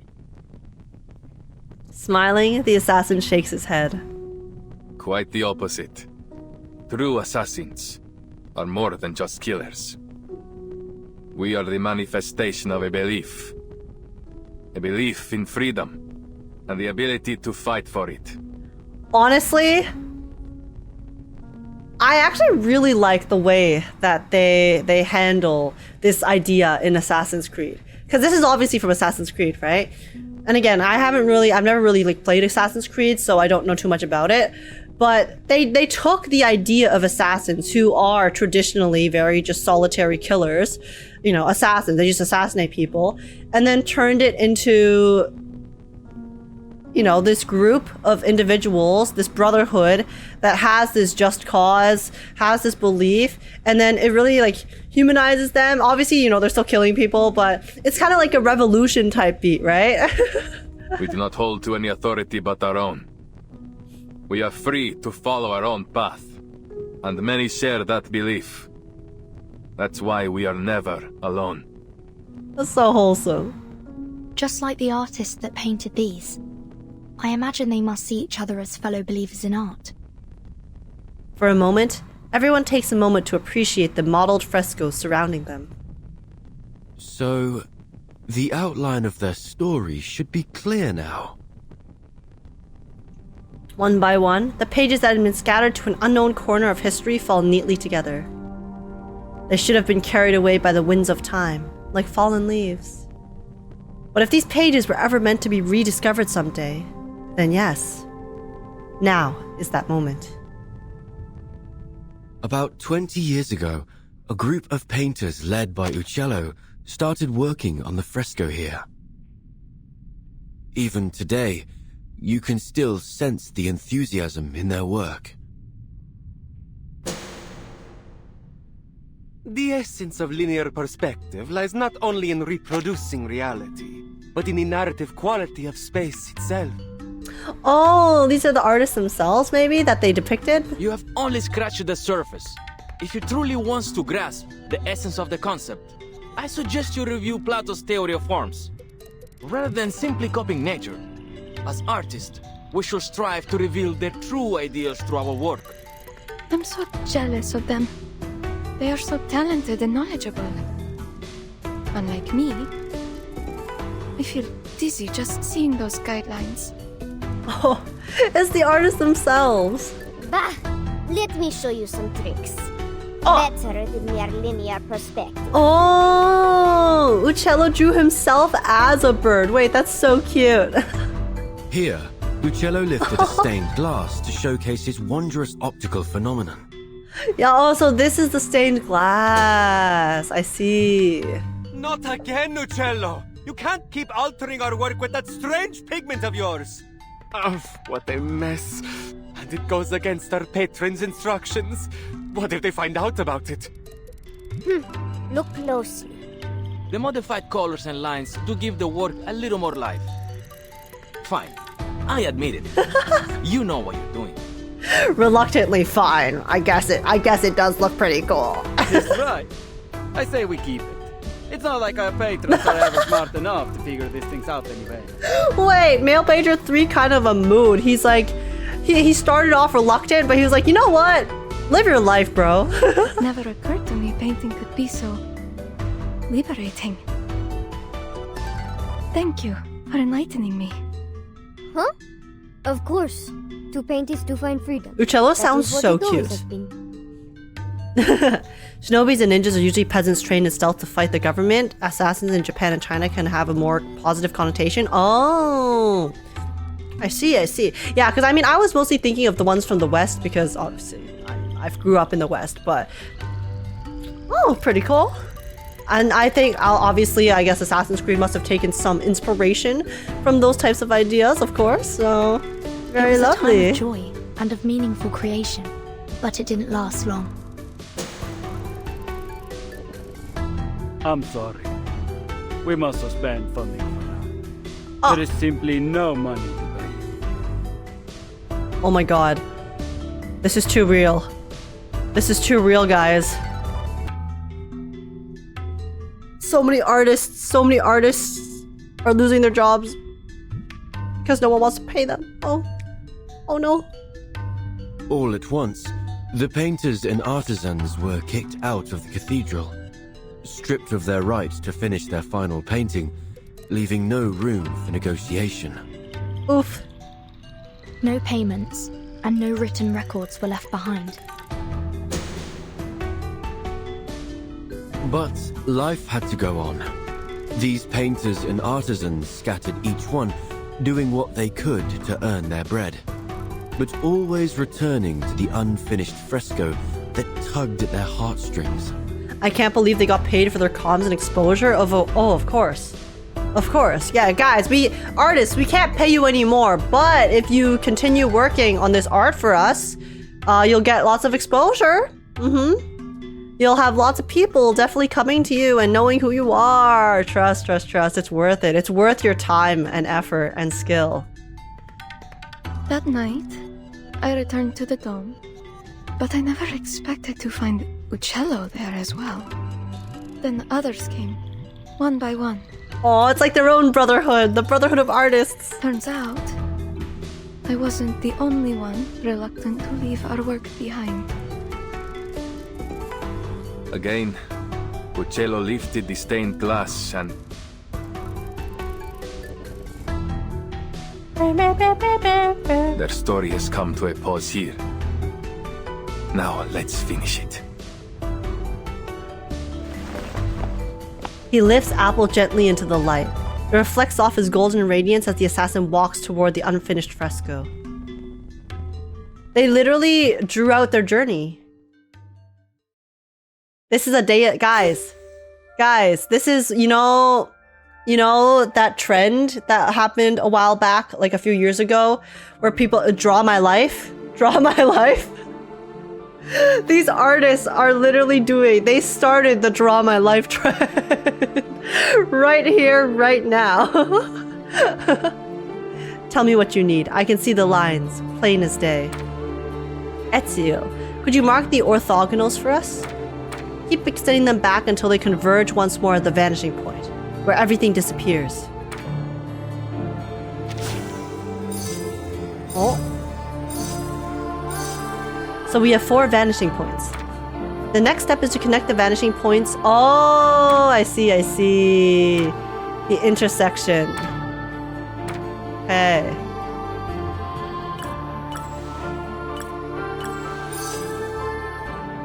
The sole point of convergence. What's our next move?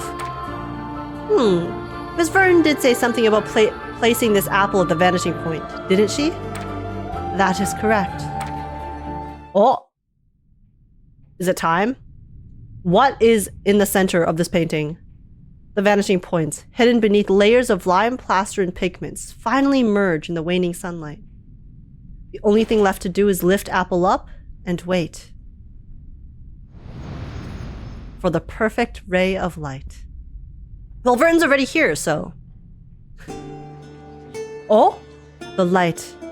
Here it comes. Oh, this is pretty. Outside, the bells ring out, startling a flock of rock doves.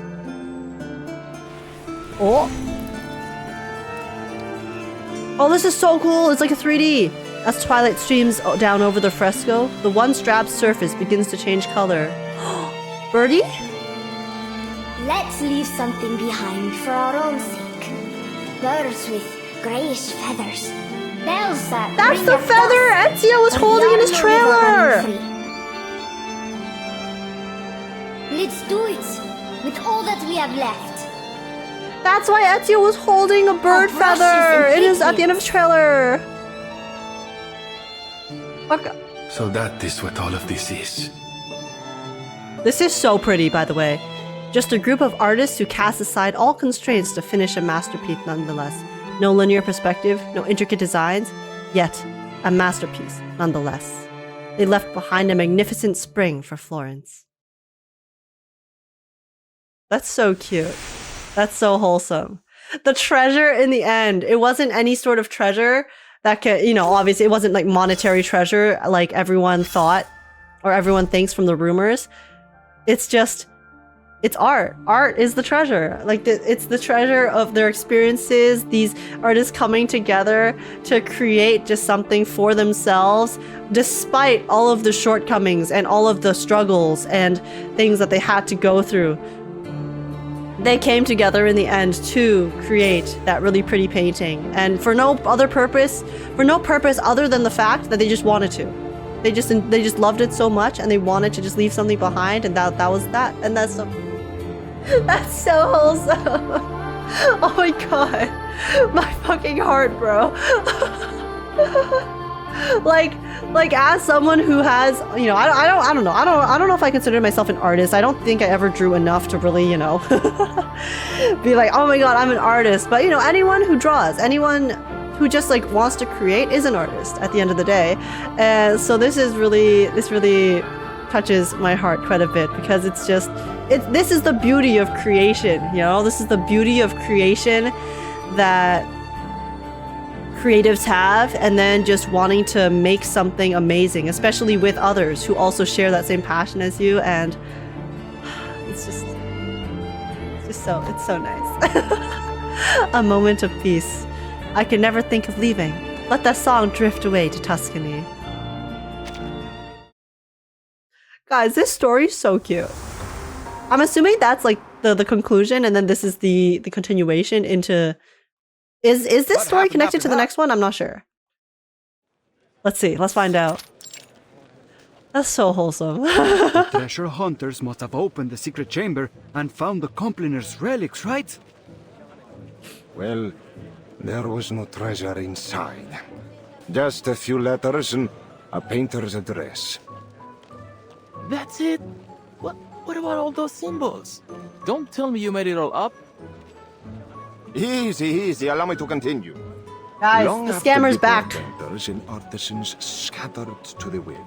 He's back. Now, by selling stories. Each of them received a special pigment from Uccello. They used it on other projects they worked on, leaving their signatures, these symbols behind to mark their work. And so concludes a Firenze fresco mystery. To celebrate this touching story, I've hired a team of talented artists to reproduce their paintings in a new book. And I gave it a wonderful title. La Primavera di Firenze. The spring in Florence.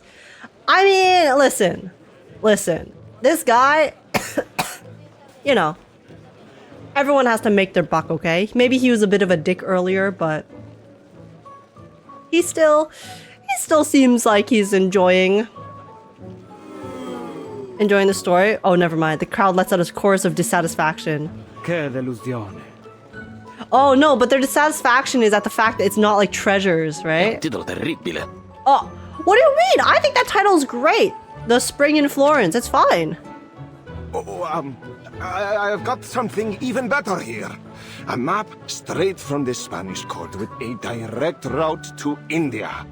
Think of the opportunities that await you. Hidden relics, missing artists. No matter the season, you'll hear all kinds of legends in Florence in just minutes after you arrive. That was definitely a little snide at how a lot of the times people... So art does get very underappreciated sometimes. People only care about, you know, making that moolah, getting the exciting things, but appreciating the small things in life. The beauty of creation. We can all appreciate it together. Perhaps everyone who has ever lived here is destined to become a legend themselves. In the midst of the bustle, the Tuscan sun has quietly begun to sink below the horizon. This was so cool though, that cutscene, because these are obviously like, these are 2D CGs, right? But they make it in the 3D, they make 3D models of it. Having them zoom in during that cutscene was so sick. Because they took the 2D, like what we're used to seeing, like this 2D piece of art, and then we got to see it actually in the 3D form, and oh my god, it was so cool. I have a serious question. What is there in India that is worth all this fuss? If Marco Polo is to be believed, not even there can one escape the troublesome rumors of merchants and courtiers. Marco Polo! I love how the story event seems to be a love letter to Assassin's Creed and art. 100%. That's a perfect way of describing it. Those are the emotions that I feel from playing this and reading this story. This and the past 3 patches all feel like love letters to different things. Reverse writers. Unfortunately, humanity's thirst for gossip knows neither geographical nor temporal boundaries. But this apple still finds it so strange that all the rumors about these compliners turned out to be false, from top to bottom. Seems like, no matter the era, lies always travel faster than the truth. And ain't that the truth, goddamn. Holy, Well, Apple coming out, that. spitting out facts here. In fact, the rumors didn't really hold much weight until you arrived.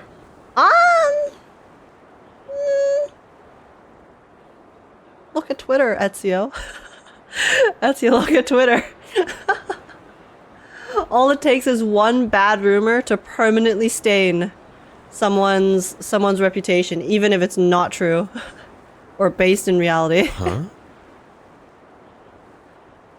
The assassin gazes out at the distant crimson clouds. The world should be innocent until proven guilty, but unfortunately, that is not how the general hive mind works nowadays. It's guilty until proven innocent, which is fucking yikes, because how do you prove innocence? How do you prove the lack of something, you know? The Complaner's relics weren't the most important thing we were searching for. In fact, we were looking for an apple. One very much like you.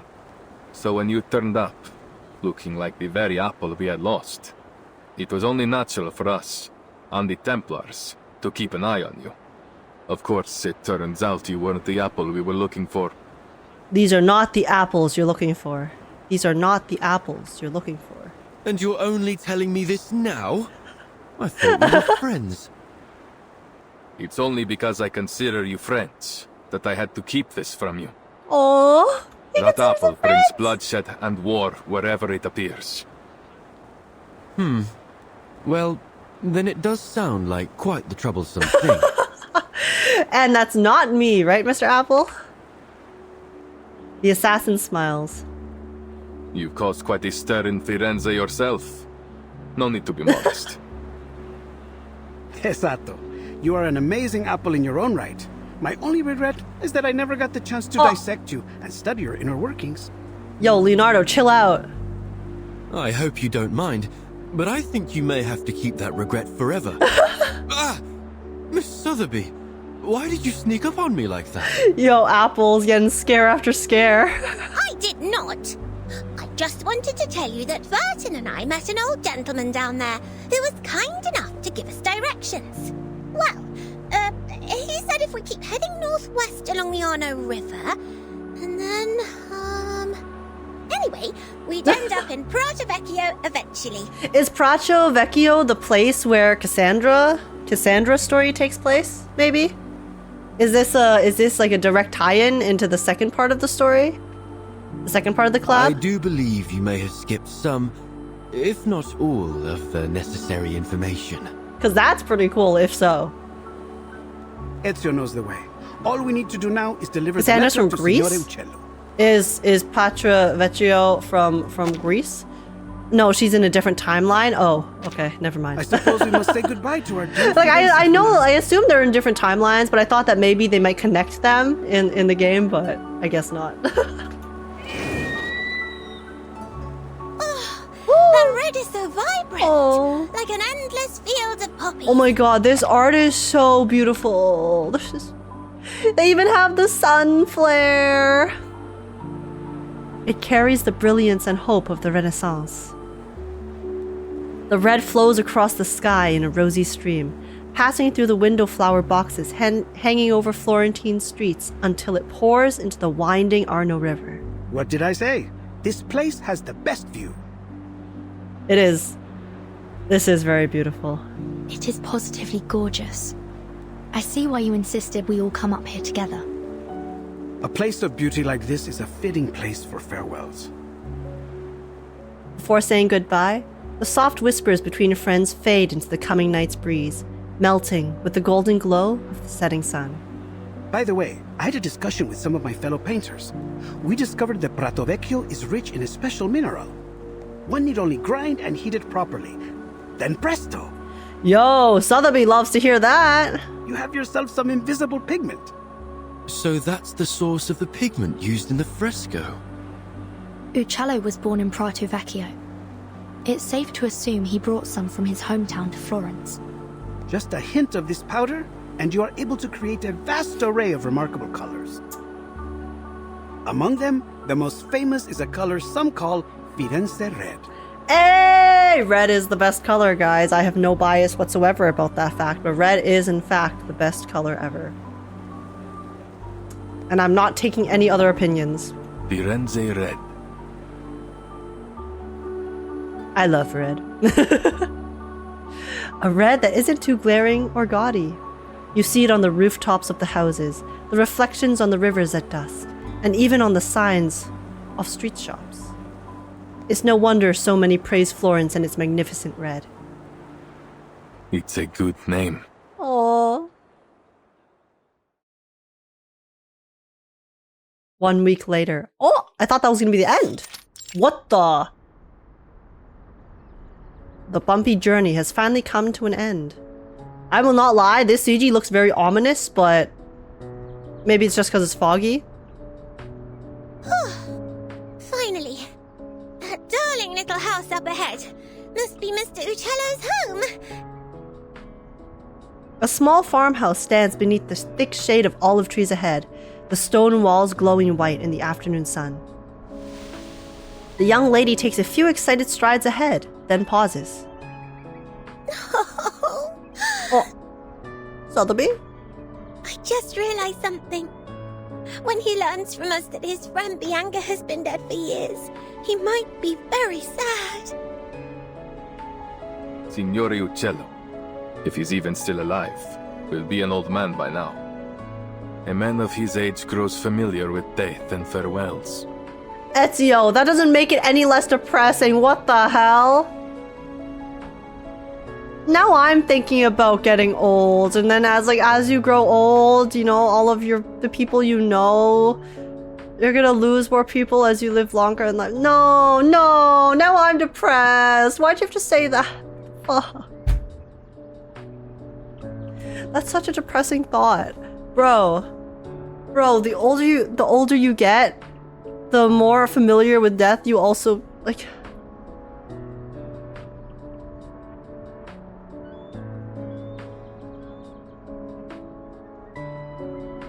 Bruh. I thought I managed to escape this story, this collab story, without extreme depression, but of course, it's not reverse 1999 if they don't hit us with some feels. In the end, the assassin gently pats Sotheby. Let's go. He steps forward, pushing open the vine-covered gate.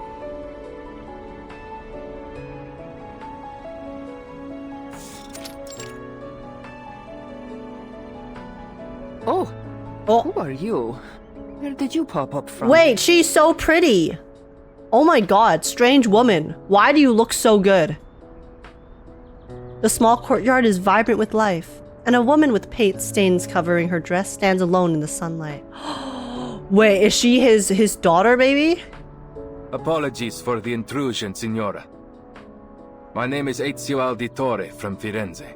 We're here looking for Paolo Uccello. We have a letter here addressed to him from one of his friends. Friends? I'm not sure my father would agree he had any friends. Oh. Is that so? Well, the letter is signed Bianca.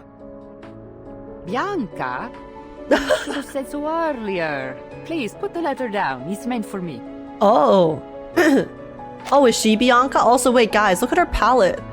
Her palette's so pretty. She has little... Wait, for those of you who've painted before, did you like doing this as well? You know when you have your palette with all the different colors and then eventually you get stuck in your painting and then you just start painting on the palette itself, just random like shapes and stuff? This is such a mood. The letter mentions a particular piece of stained glass and details of the fresco in the Florence cathedral. We assumed it must have been meant for Mr. Uccello. The woman looks wistfully in the direction they came, then laughs as if recalling a joyful memory. It appears I've deceived you as well. Oh, was it not Mr. Uccello, but actually, like, her? Allow me to introduce myself. I am Antonia Uccello. And perhaps the Uccello you friendly strangers are looking for. So she's the painter, not her dad. Of the fresco. Wait, this is so pretty. I love this CG. I see. So Bianca has passed away too. Oh, it's her friend.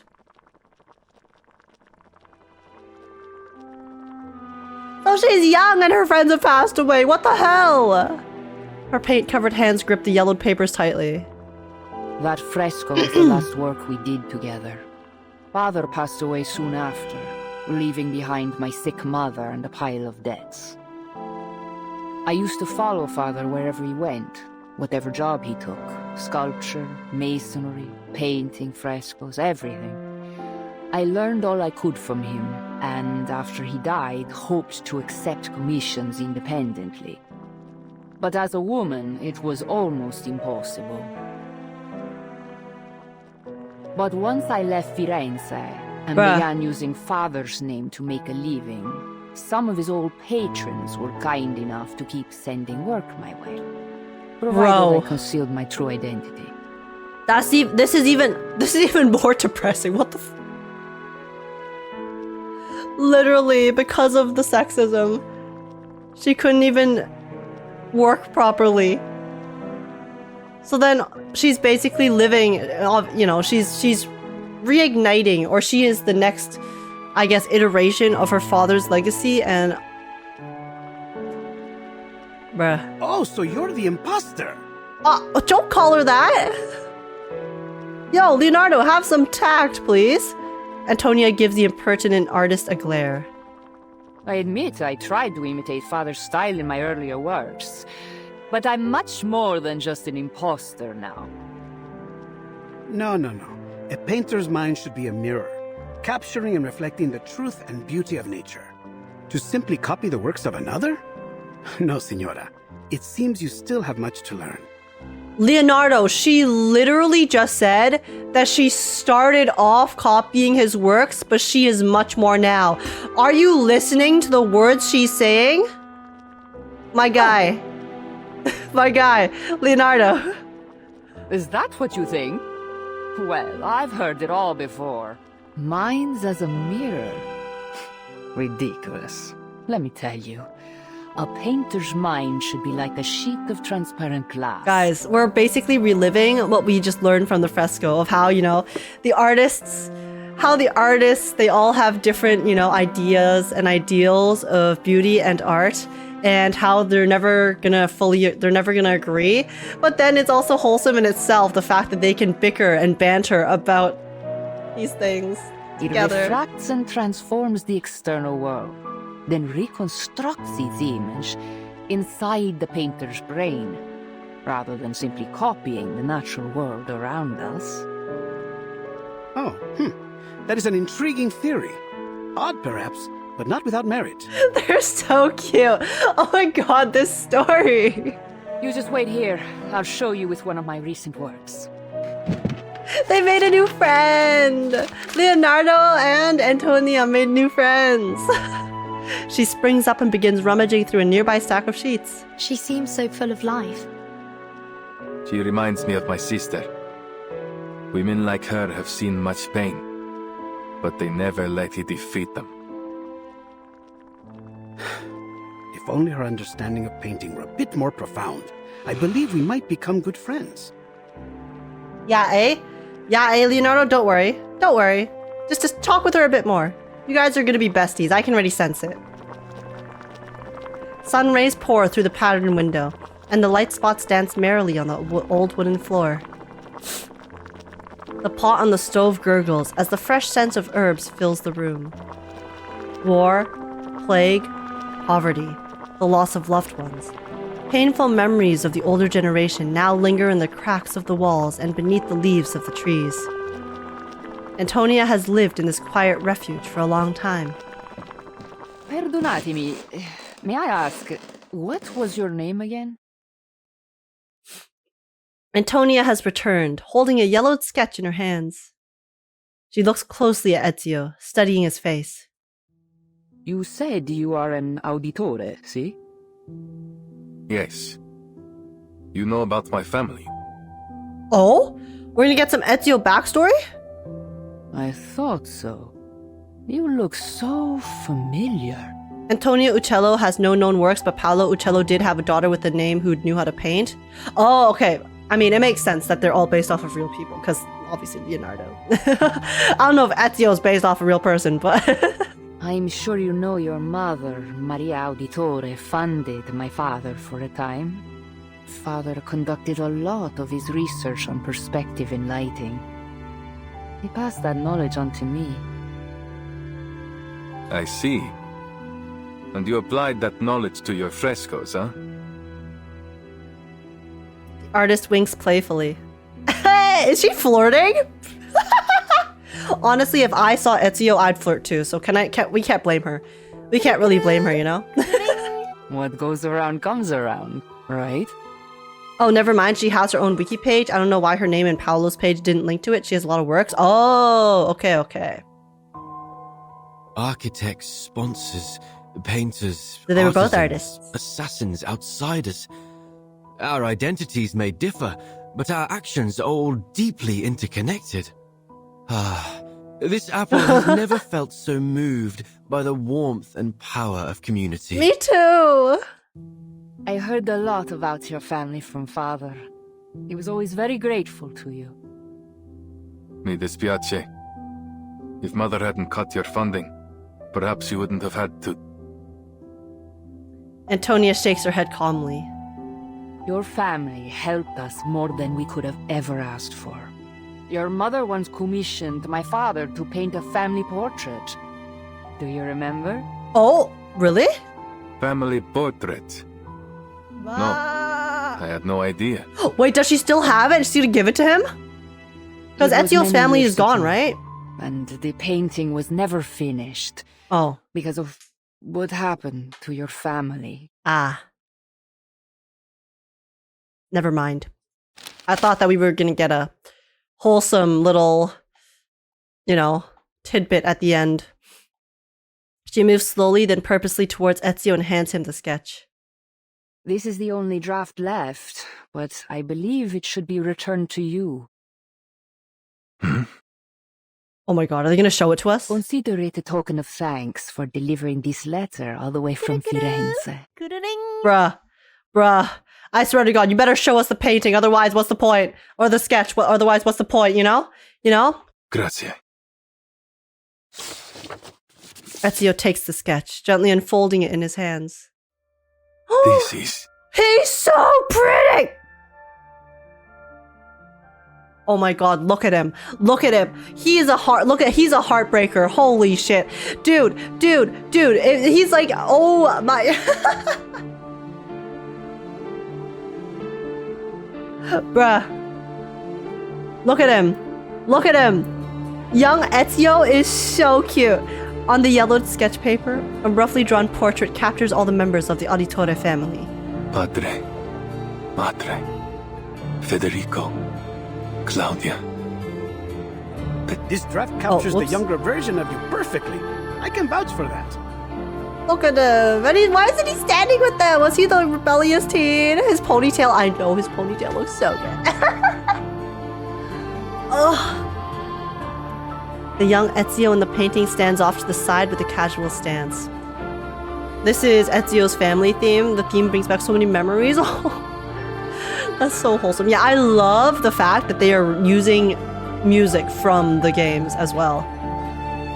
Without a care in the world, the 17-year-old boy with an errant heart, eager to explore and venture without restraints. The rest of the family didn't seem to mind him. They stood against the clear Tuscan sky, their faces glowing with dignified poise. What a lovely family portrait. Even the weather looks lovely. The painter did a great job capturing a wonderful moment. Before they all fucking died. Huh. Almost imperceptibly, Ezio's hands tremble, overwhelmed by a flood of long-held back emotions. Ezio, it's okay to cry. Let it out. One of the sweetest of my life. Wait, did the screen get a bit more blurry just now, or was that just me? Kind of like he has tears in his eyes. Maybe I'm hallucinating because there's tears in my eyes. From somewhere, or perhaps nowhere, he hears a familiar laughter in the distance. No, he's remembering the past. As light as the breeze, sweeping across the red rooftops, traveling over the river of time, and finally slipping out from the yellowed sketch. It is a good life we lead, brother. The best. May it never change. And may it never change us. The brothers talked about something else afterward. Was it about Grappa or the bank? Or was it about the beautiful Christina? That gentle and warm memory scatters with the wind, eventually melting in the afternoon sunlight. The young Auditore still remembers how they used to laugh and cry like innocent children. The entire world was waiting for them to explore. A moment of peace for the Auditore.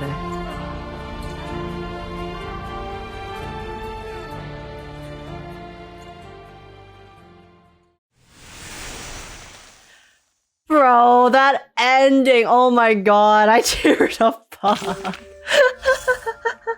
I teared up a little bit. That was... Man. That was... Guys, I don't even know Assassin's Creed, okay? And that was so emotional. I'm just imagining if I had played Assassin's Creed in the past and I had a love for the series and I played this, I would have bawled my fucking eyes out, okay? I would have cried like a little baby bitch because that was... It was just such a heartfelt way of honoring the series, you know? I could tell that they put so much care and effort into portraying the characters well, like, you know, giving us a good landscape of the world, and then just, you know, treating the characters with such respect, while also, you know, I don't know the story in Assassin's Creed, but I'm assuming this is like a basically fresh story, right? With just the premise of the Templars and the Assassins. Like, if I had attachment to the series, this would have been so mind-blowing, and just the nostalgia, right? The nostalgia factor would have hit so hard. And I don't know, that was just, it was really good. It was really good. It was obviously a lot shorter than I expected. I did expect it to be a bit longer, but you know, it's fine. It was really well done. I think it was a nice, short and sweet story and a very beautiful ode to, you know, the franchise. And this was an amazing way to execute a collab, I think. And like you guys described earlier, it feels like a love letter to Assassin's Creed and to art as a whole, while also addressing a lot of the issues and problems, you know, that existed in the past and the struggles. They depicted the struggles of artists back then pretty well, and it's just, it was so wholesome. And that bit at the end, finally, I don't know if Ezio gets his moment in Assassin's Creed to have that kind of closure, but the fact that they gave it to us here in reverse was so heartwarming.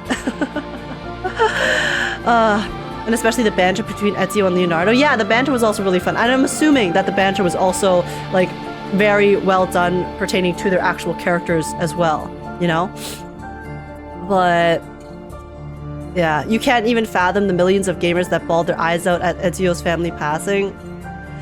Oh, I can only imagine. I can only imagine. But yeah, overall, I mean, like, just like final thoughts for the you guys watching this YouTube video. Yeah, this was fantastic. I am very happy with how they did this, because it's a nice and short and sweet, just like ode to Assassin's Creed. And I think when it comes to collabs and doing stories and stuff like this, that's all you really need, right? You don't have to make it too complicated. You don't have to make it too extreme and stuff. And you just treat the original IP well. You integrate it nicely into the story with the characters, and it's just amazing. And then obviously on top of all of the effort that they clearly put into this collab as a whole, and like making the UI different, all these extra home screen cosmetics, the characters themselves, their kits, you know, they gave both of the collab characters their individual new mechanics and kits just for them. And then they also have these side events too that I haven't done yet, but I will do after this. And yeah, Here's the thing. This makes me actually want to go through and actually like see, either do like a playthrough or watch through the Assassin's Creed 2 story.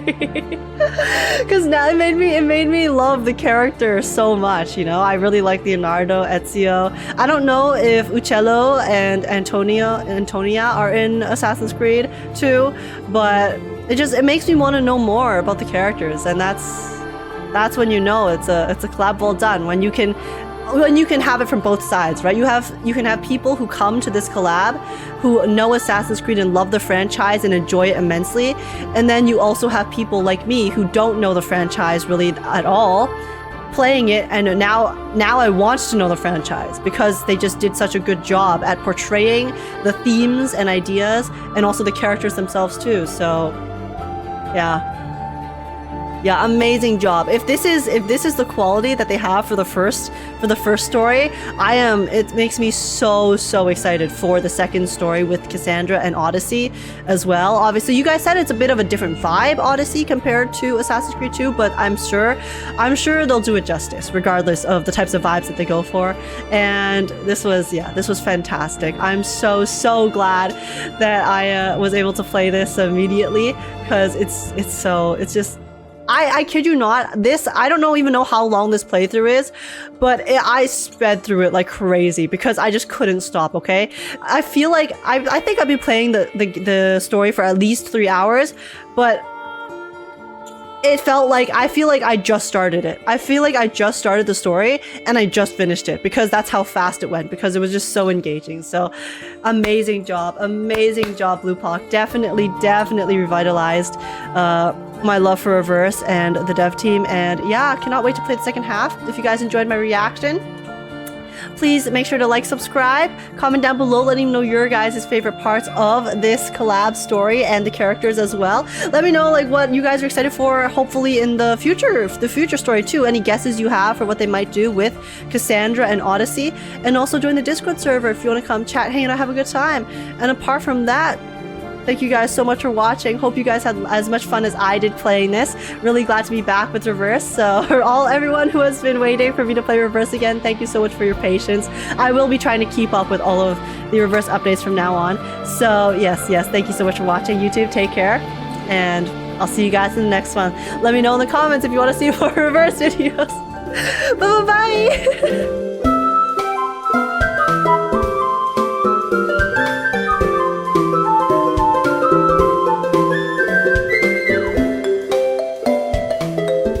Fan-fucking-tastic. Holy crap.